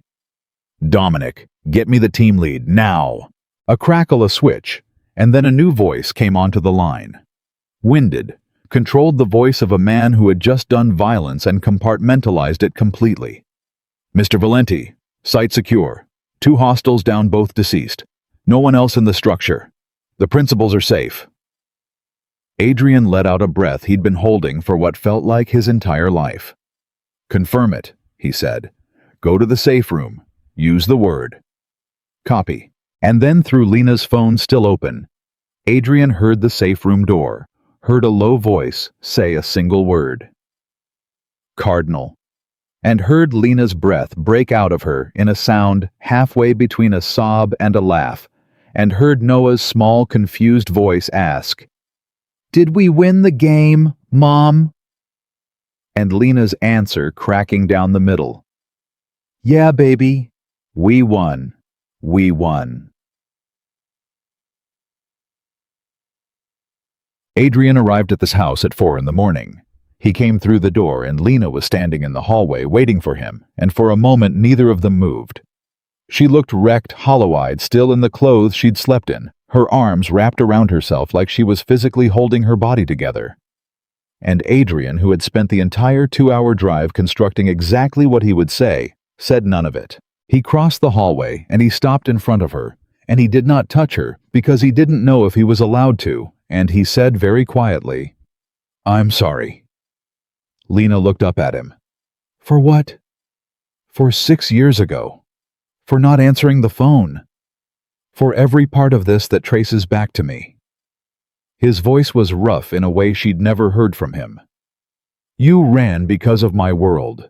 And tonight my world came through the window while you held our son in a locked room. So, I'm sorry." For a long moment she just looked at him. Then she stepped forward and put her forehead against his chest. Not an embrace, just a leaning. The gesture of someone who had been standing upright alone for too long. And Adrian brought one hand up very carefully to the back of her head, and they stood like that in the hallway, while the rest of the house moved around them.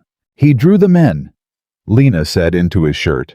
"After, when it was over, he asked me who they were, and I didn't know what to tell him, and he just started drawing, little stick figures, and then he crossed them out.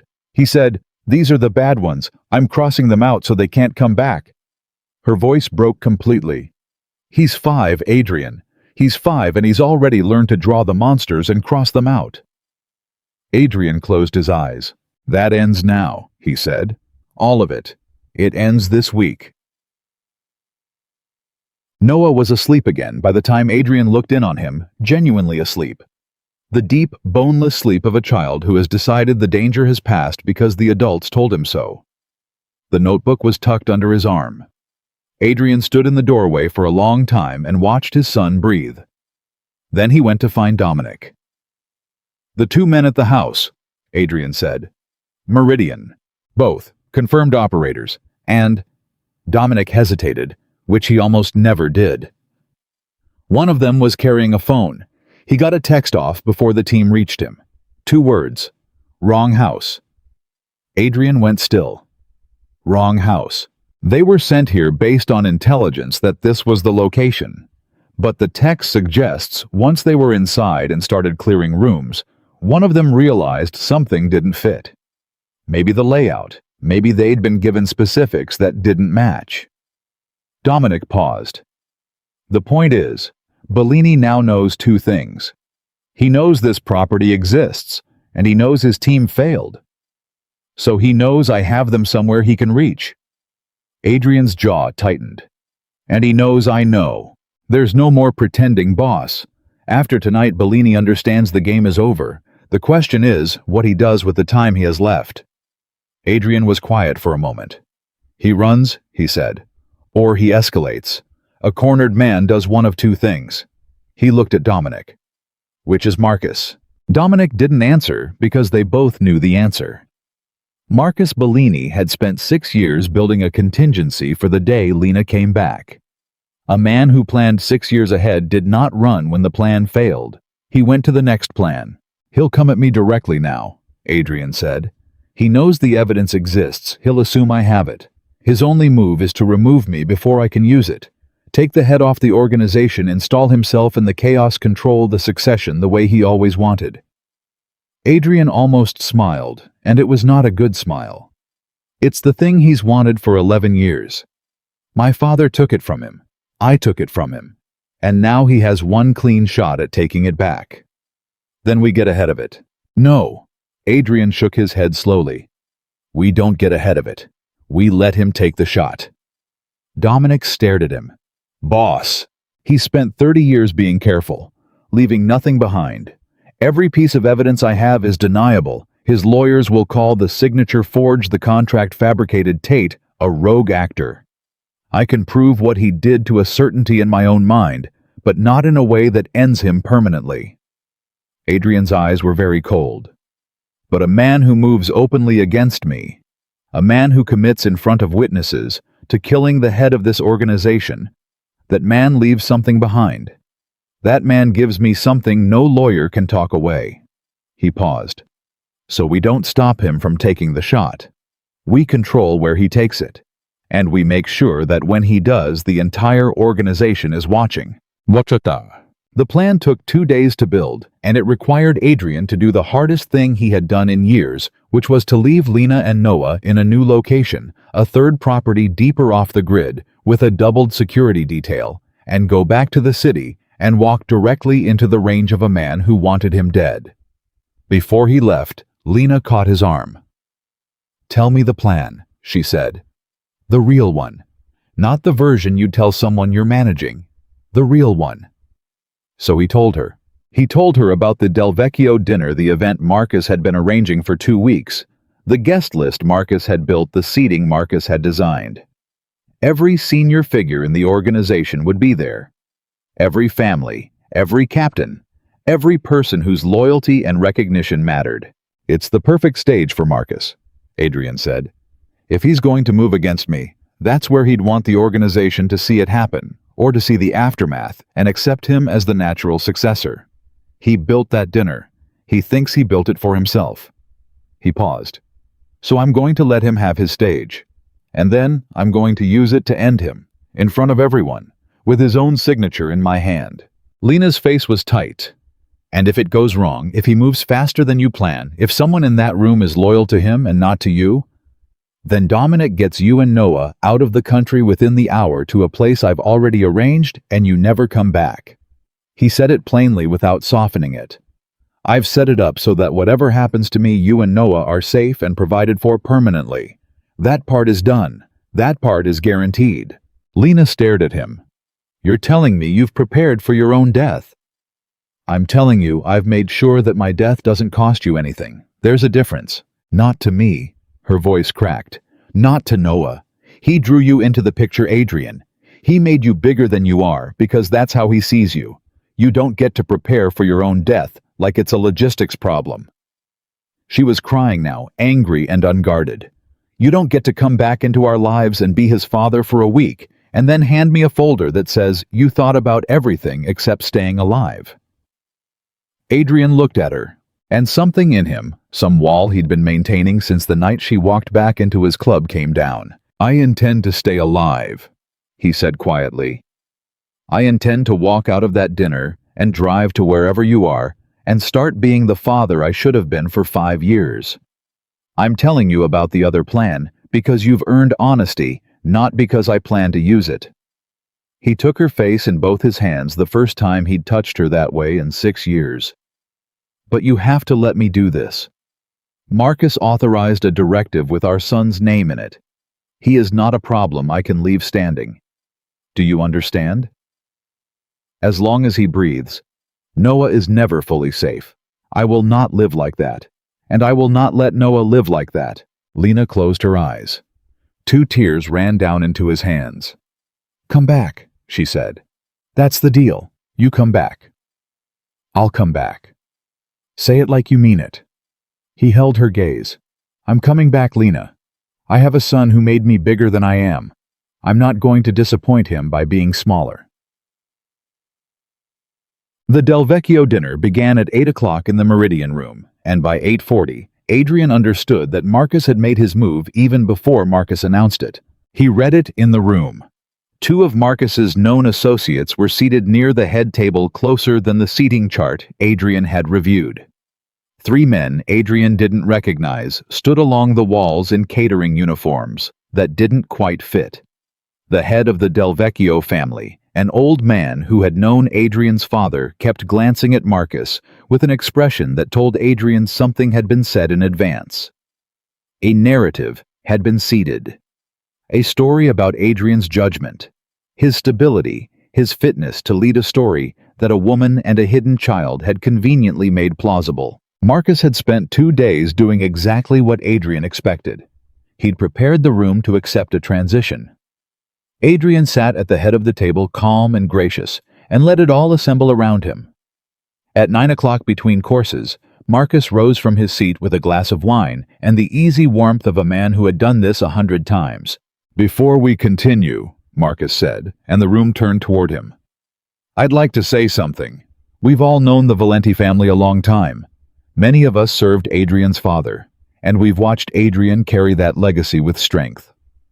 A pause perfectly timed. "But strength is a hard thing to carry alone. And lately, and I say this with love, Adrian, with the love of a man who's known you since you were a boy lately, I've had concerns." The room went very still. Adrian did not move. He sat with his hands folded, his expression open and attentive, and let Marcus walk out onto the ledge. "A man came to me recently." Marcus continued, addressing the room now, not Adrian. "A man in our organization frightened who told me Adrian had become unpredictable, emotional, making decisions based on a personal situation that's recently come to light. A woman from his past. A child." Marcus shook his head sadly. "I don't share this to wound. I share it because this family has always survived by facing hard truths. And the truth is, an organization cannot be led by a man whose judgment is compromised by his heart." There it was. Not a gun. Something worse and more, Marcus. A knife made of words sliding in exactly where Adrian was most vulnerable, the very thing that had made him human, turned into the case for his removal. Adrian let the silence hang for exactly the right length of time. Then he stood. "Thank you, Marcus." His voice was warm, genuinely warm. It threw the room off balance immediately. "For 30 years of counsel, for your loyalty to my father, and for tonight for giving me the perfect opportunity to correct the record in front of everyone who matters." Marcus's smile held, but something moved behind his eyes. "You're right that a woman came back into my life," Adrian said, turning slowly to address the whole room the way Marcus had. "You're right that I have a son I didn't know about, and you're right that it's changed me." He paused. "So let me tell all of you exactly how it changed me. 6 years ago, that woman disappeared. I believed she abandoned me. I spent 5 years becoming colder, harder, easier to work with, easier to control. Some of you noticed. Some of you preferred me that way." He let his gaze drift briefly to Marcus. "What I only learned this week, Adrian continued, is that she didn't leave me. She was driven out by a threat. A note slipped under her door telling her she'd be killed if she stayed. He reached into his jacket. I have that note. He set it on the table. The room was silent. I had it analyzed, Adrian said. The handwriting belongs to a man named Gerald Tate. Some of you knew him. Logistics contractor left us 4 years ago, died 14 months ago of a heart attack. A very convenient heart attack in a man with no cardiac history, who happened to be the only person who could tie the note to the man who ordered it. Marcus's face had gone carefully, dangerously neutral. Tate was paid. Adrian went on, and now he pulled a folder from beside his chair and set it beside the note, through a discretionary fund. For 2 years after he ran the mother of my child off a highway in Stamford. A fund controlled by one man in this organization. He set down a second document. And 6 years ago, a standing contract was authorized with a private security firm. A contract to monitor for the return of Lena Carter. And if she returned. Adrian's voice did not change, and that was what made it terrible. To eliminate her. And 3 months ago, when this same man discovered I had a son, he updated that contract. He added a 5-year-old child to the kill order. My son. By name. He set down the third document. The one with Marcus Bellini's signature on it. 2 nights ago, Adrian said into a silence so complete it had weight. He sent men to kill them both. They failed. And tonight, he stood up in front of all of you to explain why I'm no longer fit to lead, so that when I died, you'd already have a story that made his succession feel natural. Adrian looked at Marcus directly for the first time. Did I leave anything out, Marcus? Or can't? Marcus Bellini was 61 years old, and he had survived 30 years in a world that killed careless men, and he did not survive that long by panicking. He set down his wine glass with a steady hand, and smiled a smaller smile now, but still a smile. Forgeries, he said calmly to the room, not to Adrian. A grieving man, a man whose judgment I just finished describing, produces documents nobody can verify, and points at the most senior advisor in this organization. You're watching it happen in real time. This is exactly the instability I warned you about. He spread his hands. I've served this family for 3 decades. I ask you, who are you going to believe, the record of my life or 3 pieces of paper from a man in crisis? And here was the moment Adrian had built the entire plan around. Because Marcus was right about one thing. The documents alone were deniable. A room full of powerful, frightened men might choose the comfortable story over the true one. Marcus had a real chance of walking out of that room, which is why Adrian had never intended to win the room with paper. You're right, Adrian said. Paper can be forged, so let's not use paper.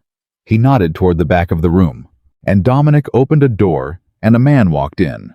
The Meridian operator. The one who had gone to North Carolina with a key.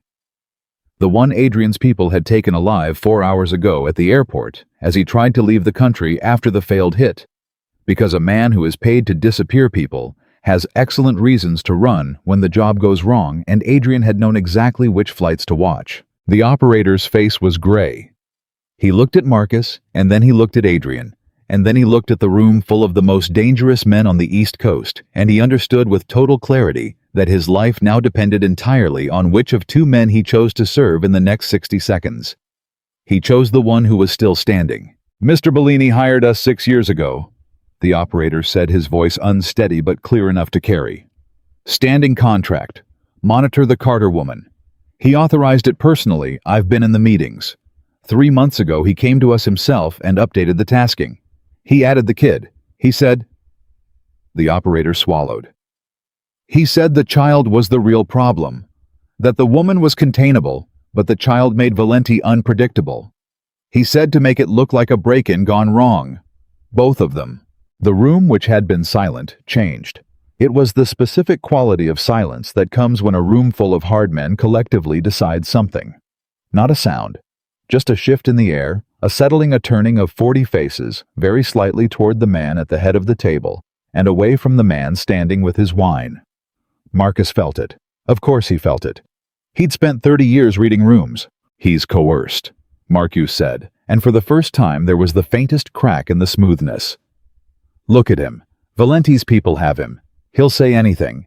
Maybe? Adrian's voice cut through cleanly. So don't take his word either. Take yours, Marcus. He leaned forward, both hands on the table. You just stood up in front of this entire room and told them I'd become unfit because of a woman and a child. You built that story over 2 days. You seeded it with the Delvecchios, with the Richies, with half the captains at this table. But here's the thing you had to assume for that story to work. He paused. You had to already know I had a son. You had to know it well enough to build a campaign around it. And I only discovered Lena and Noah 4 days ago. I told exactly one person in this organization about my son before tonight in a private conversation in my office. Adrian let it land. It wasn't any of you, he said to the room. It was Marcus, in my office, where I told him and only him about a child whose existence he then used to try to take my chair. He looked at Marcus. So how did you know enough to build a 2-day campaign about my compromised judgment over a son I'd just learned about? Unless you'd known about Noah far longer than 4 days. Unless you'd known for 3 months. Unless you were the one watching him. Marcus Bellini opened his mouth. And nothing came out. For the first time in 30 years, in a room full of the people whose respect had been the currency of his entire life, Marcus Bellini had no answer. And in that world, in that room, the absence of an answer was the whole confession. The old Delvecchio patriarch who had known Adrian's father set down his napkin with the slow finality of a man closing a ledger. He looked at Marcus for a long moment. Then he looked at Adrian and gave a single small nod. The room had chosen. Die. They took Marcus quietly. There was no violence at the table. That was not how it was done. Not in front of the families, not over dinner. He was walked out by 2 men through the door he had arranged to have there, and the last thing he did was turn and look back at Adrian. Whatever he was looking for, anger triumph, some reflection of the war they'd fought, he didn't find it. Adrian just looked at him with something that was almost terribly close to grief. You knew my father, Adrian said quietly, so only Marcus could hear. You held me when I was a baby. He trusted you. A pause. You put my son's name on a kill order.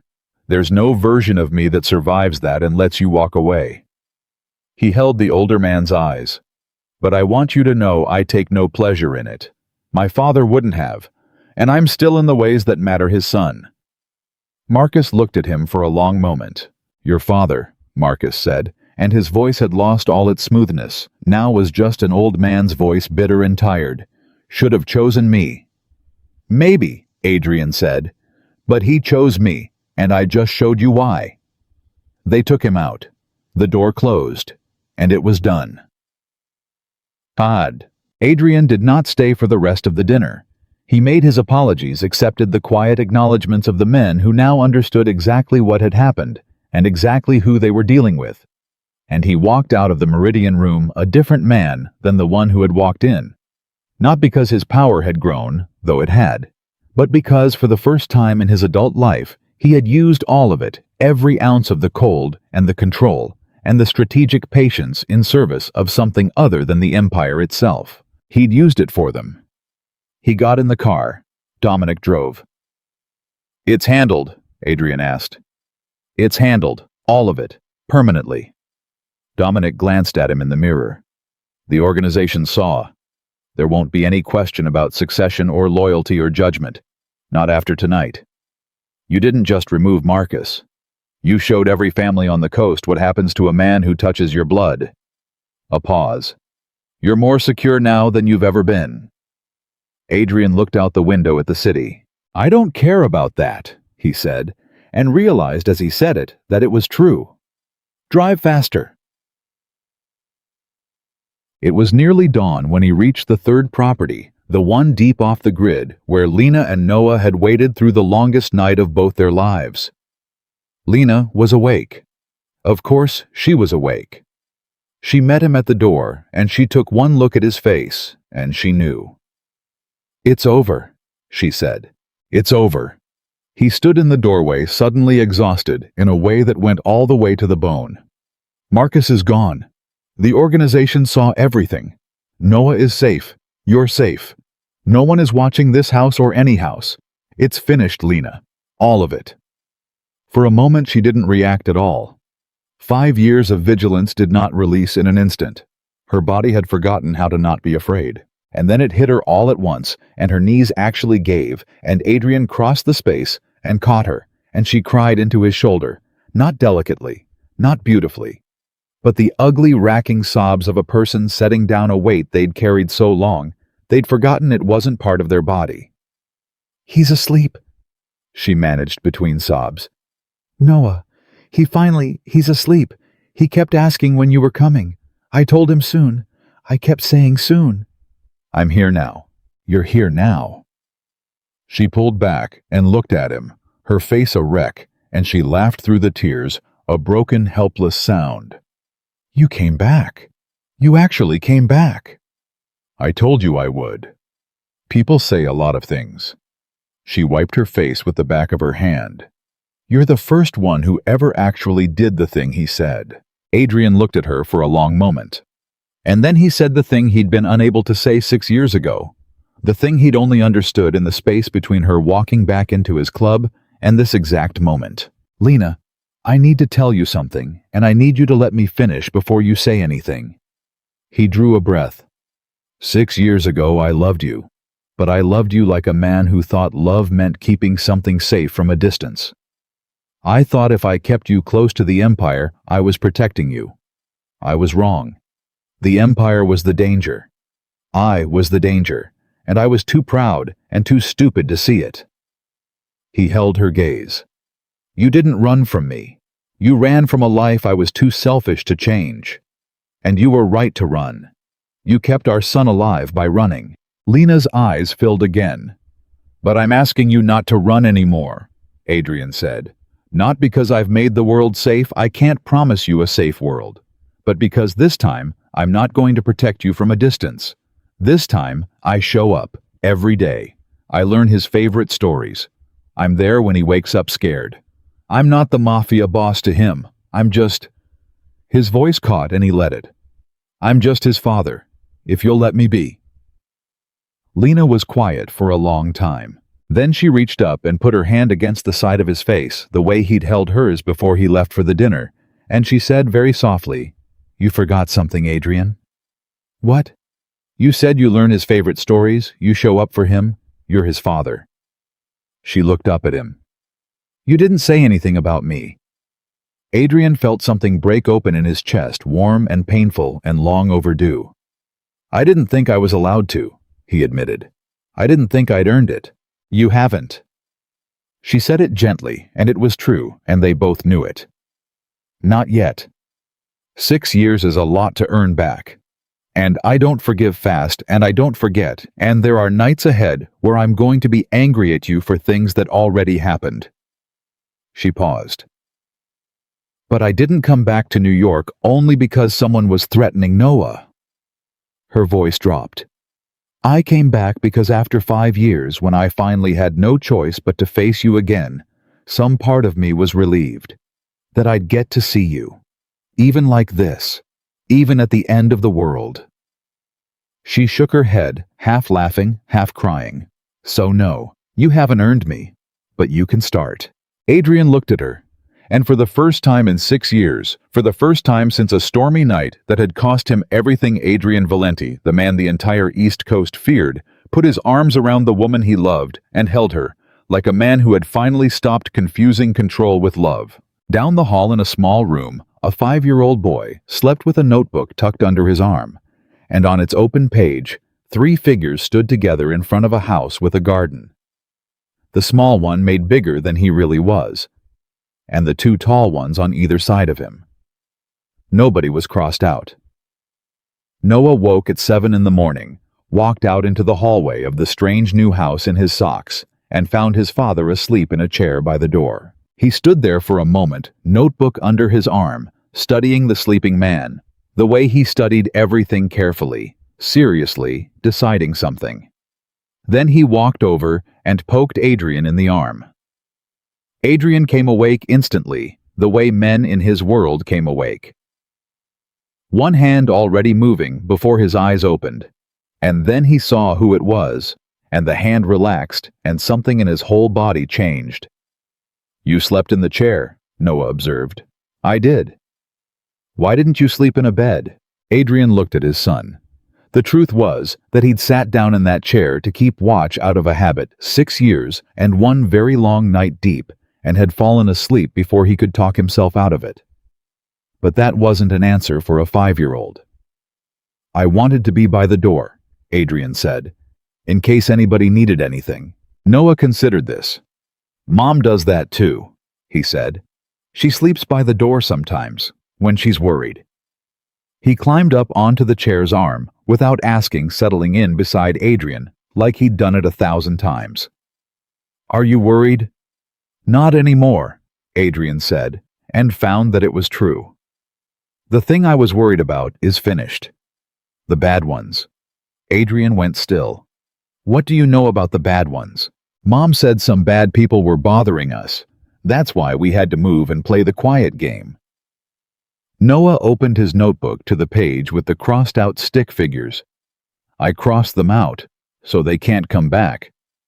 He looked up at Adrian with those dark, serious eyes. Did it work? And Adrian, who had dismantled a 30-year betrayal, who had stood in a room full of killers and taken apart the man who raised him, who had planned for his own death, like a logistics problem, looked at the crossed-out figures in his son's notebook and had to work very hard to keep his voice steady. "Yeah," he said. "It worked. You did that. You kept them away." Noah nodded, satisfied, as though he'd suspected as much. Then he flipped forward to the other drawing, the 3 figures in front of the house with the garden, and studied it critically. "This house doesn't have a garden," he said, meaning the one they were in. "No," Adrian agreed. "It doesn't. The one in my drawing has a garden." "I know." Adrian looked at the picture. "You drew that a few days ago, before all of this." "I know." Noah frowned at it. "I drew where I wanted us to go." He looked up. "Can we still go there, to a house with a garden?" Adrian looked at his son for a long moment. "Yeah," he said. "We can. I'll build it if I have to. A house with a garden exactly like your drawing." He paused. "Would you like that?" Noah thought about it with the full gravity of a 5-year-old making an important decision. "Only if you come too," he said finally. "It doesn't work if it's just me and Mom. The picture has 3 people." And that was the moment. Not the dinner, not the confession in the doorway, not any of the violence or the strategy. That was the moment Adrian Valenti understood he was no longer the man he had been. Because a room full of the most dangerous men on the East Coast had not been able to move him, and a 5-year-old with a notebook had just reached into his chest and rearranged everything. "I'll come too," Adrian said. "I promise." "You promise a lot," Noah observed. "I do." Adrian met his son's eyes. "And I'm going to keep every single one, starting with this." Lena found them there 20 minutes later, her son perched on the arm of a chair, deep in serious conversation with his father about from what she could overhear the correct way to draw a dog. She stopped in the hallway and watched. She'd spent 5 years imagining 100 versions of this moment and never quite letting herself believe any of them. In her imaginings, Adrian was always the man she'd run from, powerful, cold, terrifying a danger she was introducing into her son's life. She'd never once pictured him like this, rumpled from sleeping in a chair, patiently explaining to a 5-year-old that yes, dogs did have 4 legs, but that Noah's 3-legged dog had a lot of character. Noah spotted her. "Mom, Dad says my dog has character." "Does he?" Lena said. "It has 3 legs, but Dad says that's okay because it gives it character." Noah held up the drawing proudly. "See?" Lena came over and looked at it. A lopsided dog with 3 legs and apparently an enormous amount of character. "It's a wonderful dog," she said, and she meant it, and her voice was thick when she said it. Adrian looked up at her over Noah's head, and something passed between them, not resolved, not simple, but real. The look of 2 people who had survived something together and were cautiously deciding what came next.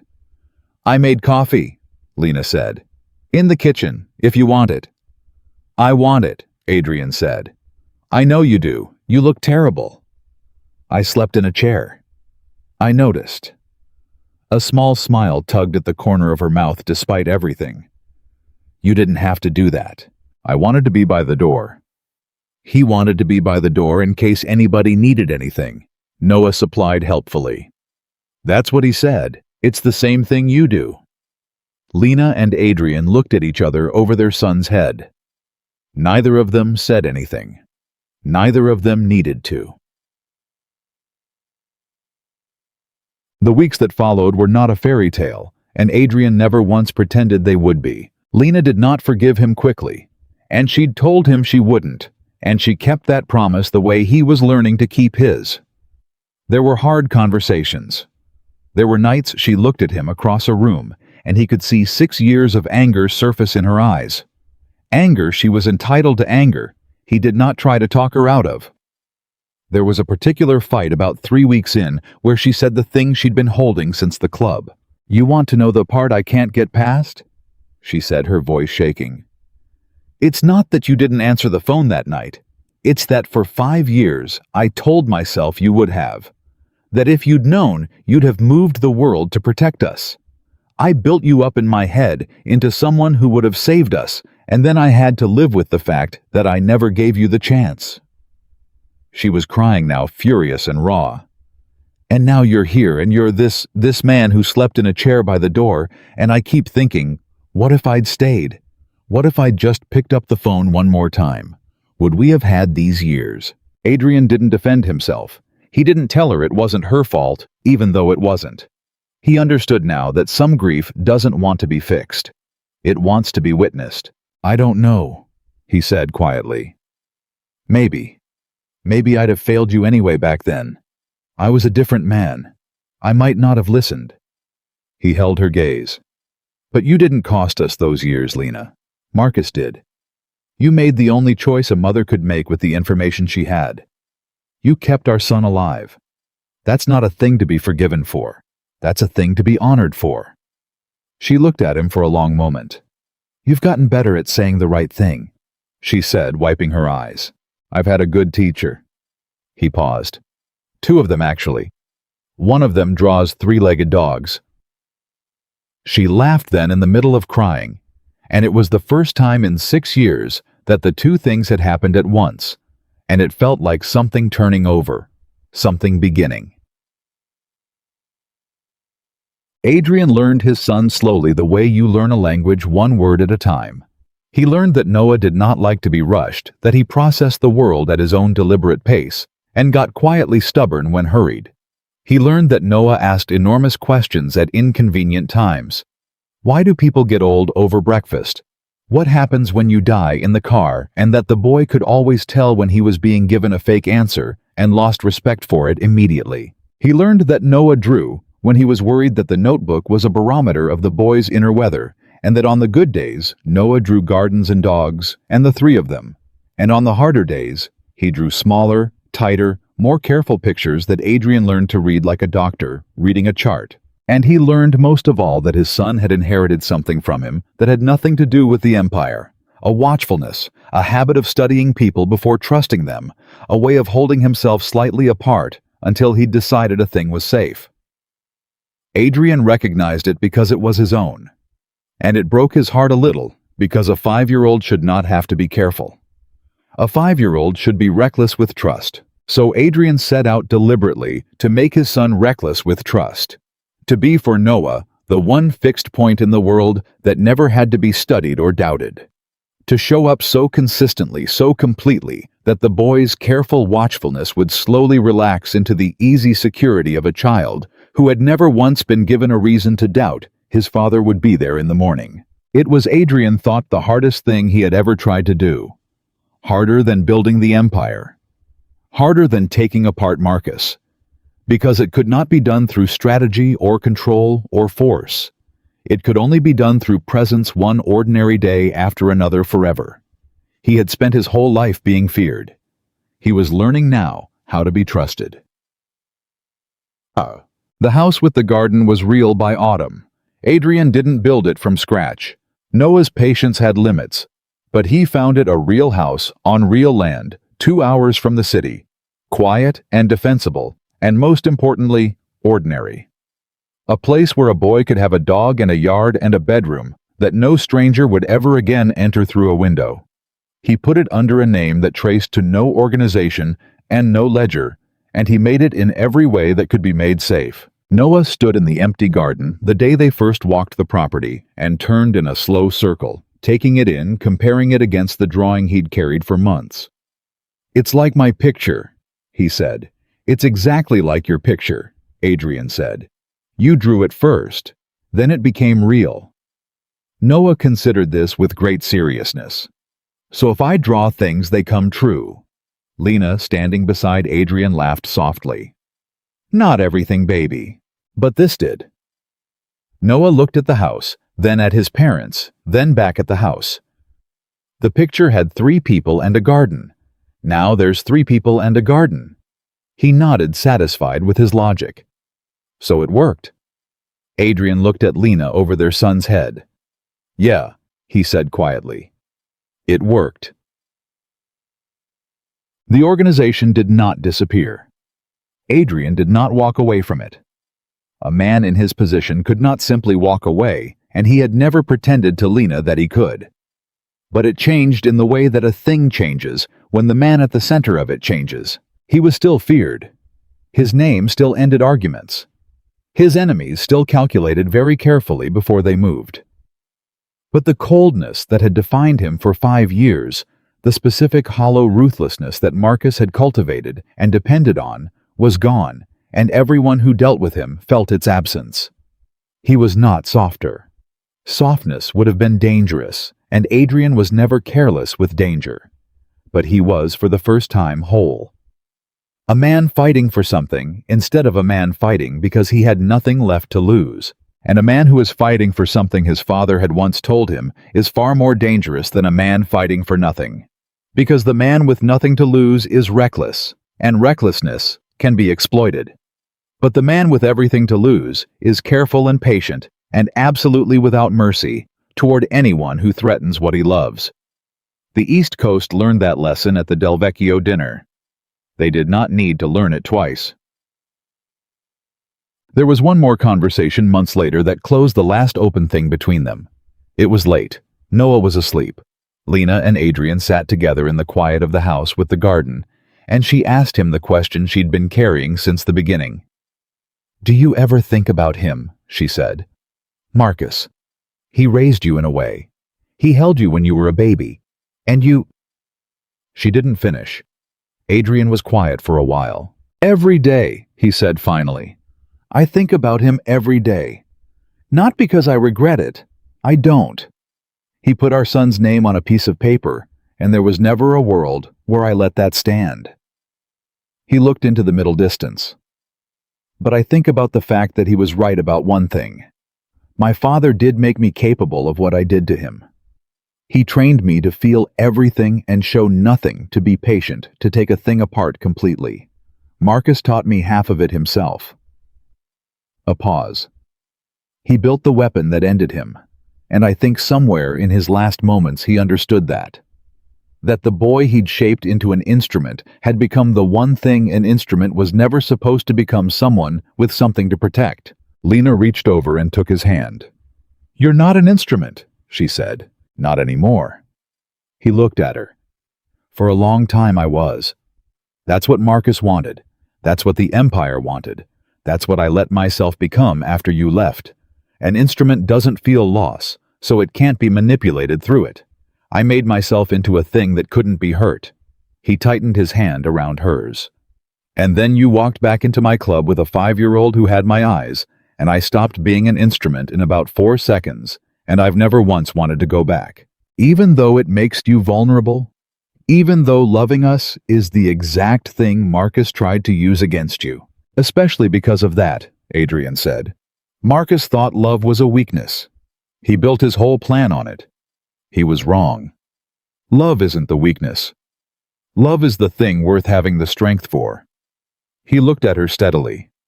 "I spent 5 years being unbreakable, and it was the loneliest, emptiest way a man can live. I would rather be breakable and have you and Noah than be a fortress with nothing inside it." Lena's eyes filled. "Say it," she said quietly. "The thing you couldn't say in the doorway, about me. You've been careful not to say it for months because you didn't think you'd earned it. Say it." Adrian looked at her. "I love you," he said. "I loved you 6 years ago, like a coward from a distance behind walls. I love you now, like a man who finally understands what the word costs and is willing to pay it every single day for the rest of my life." He held her gaze without flinching. "I'm not asking you to forgive everything. I'm not asking you to forget. I'm asking you to let me spend the rest of my life showing up. That's all. Just let me keep showing up." Lena was quiet for a long moment. Then she leaned across the space between them and kissed him. Not the kiss of 6 years ago. Not the kiss of two young people who thought love was easy. The kiss of two people who had lost each other and grieved each other and found their way back through blood and fear and one very long night and had decided with full knowledge of the cost to choose each other anyway. "Okay," she whispered when she pulled back. "Keep showing up. Don't stop. Not ever." "Not ever," Adrian said. "I promise." "You promise a lot," she said, echoing their son, and she was crying and laughing at the same time again, and this time it didn't feel like something breaking. It felt like something healing. Years passed. The whispers about Adrian Valenti never stopped because that was the nature of the world he lived in and would always live in. People still spoke his name carefully. His enemies still moved cautiously. To the outside world, he remained what he had always been. Powerful, controlled a man whose reach was long and whose memory was longer. But the people who truly knew him understood that the most important thing about Adrian Valenti had nothing to do with any of that. They knew that every morning before the calls and the meetings and the endless machinery of the empire, he sat at a kitchen table in a house with a garden and drank coffee across from a woman who had once run for her life and come back and who had chosen slowly and completely to stay. They knew that a boy who was no longer 5, who was taller now and sharper, and still drew when he was worried. Though he was worried far less often than he used to be, called him Dad, without a trace of the careful watchfulness he'd carried as a small child. They knew that Adrian had learned every one of that boy's stories, had been there for every scraped knee and every hard question and every ordinary bedtime, and had never once, not a single time, failed to be there in the morning. They knew that he had built the largest thing a man in his position could build, an empire that spanned a coast, a name that ended arguments, a fortune beyond counting. And they knew that none of it, not $1, not 1 acre, not one frightened rival, meant anything at all to him compared to the sound of his son's laughter coming through an open window from a garden that had once existed only in a drawing. Adrian Valenti had spent the first half of his life believing that power was the absence of things that could be taken from him. He had made himself into a fortress precisely because a fortress cannot be robbed. He understood now that he had been exactly wrong. The measure of a man is not the walls he builds, or the fear he commands, or the empire he leaves behind. The measure of a man is who waits for him at the door and whether he chooses every single day to walk through it. Adrian had lost the woman he loved to his own coldness. He had discovered a son he never knew he had. He had faced the man who stole their years and taken back everything that had been taken. And in the end, he had learned the only thing that ever truly mattered. The greatest empire a man can build is not made of money or power or fear. It is made of the people who call him home. And Adrian Valenti, who had feared nothing and lost everything and fought his way back to the only thing worth having, was finally completely and forever home.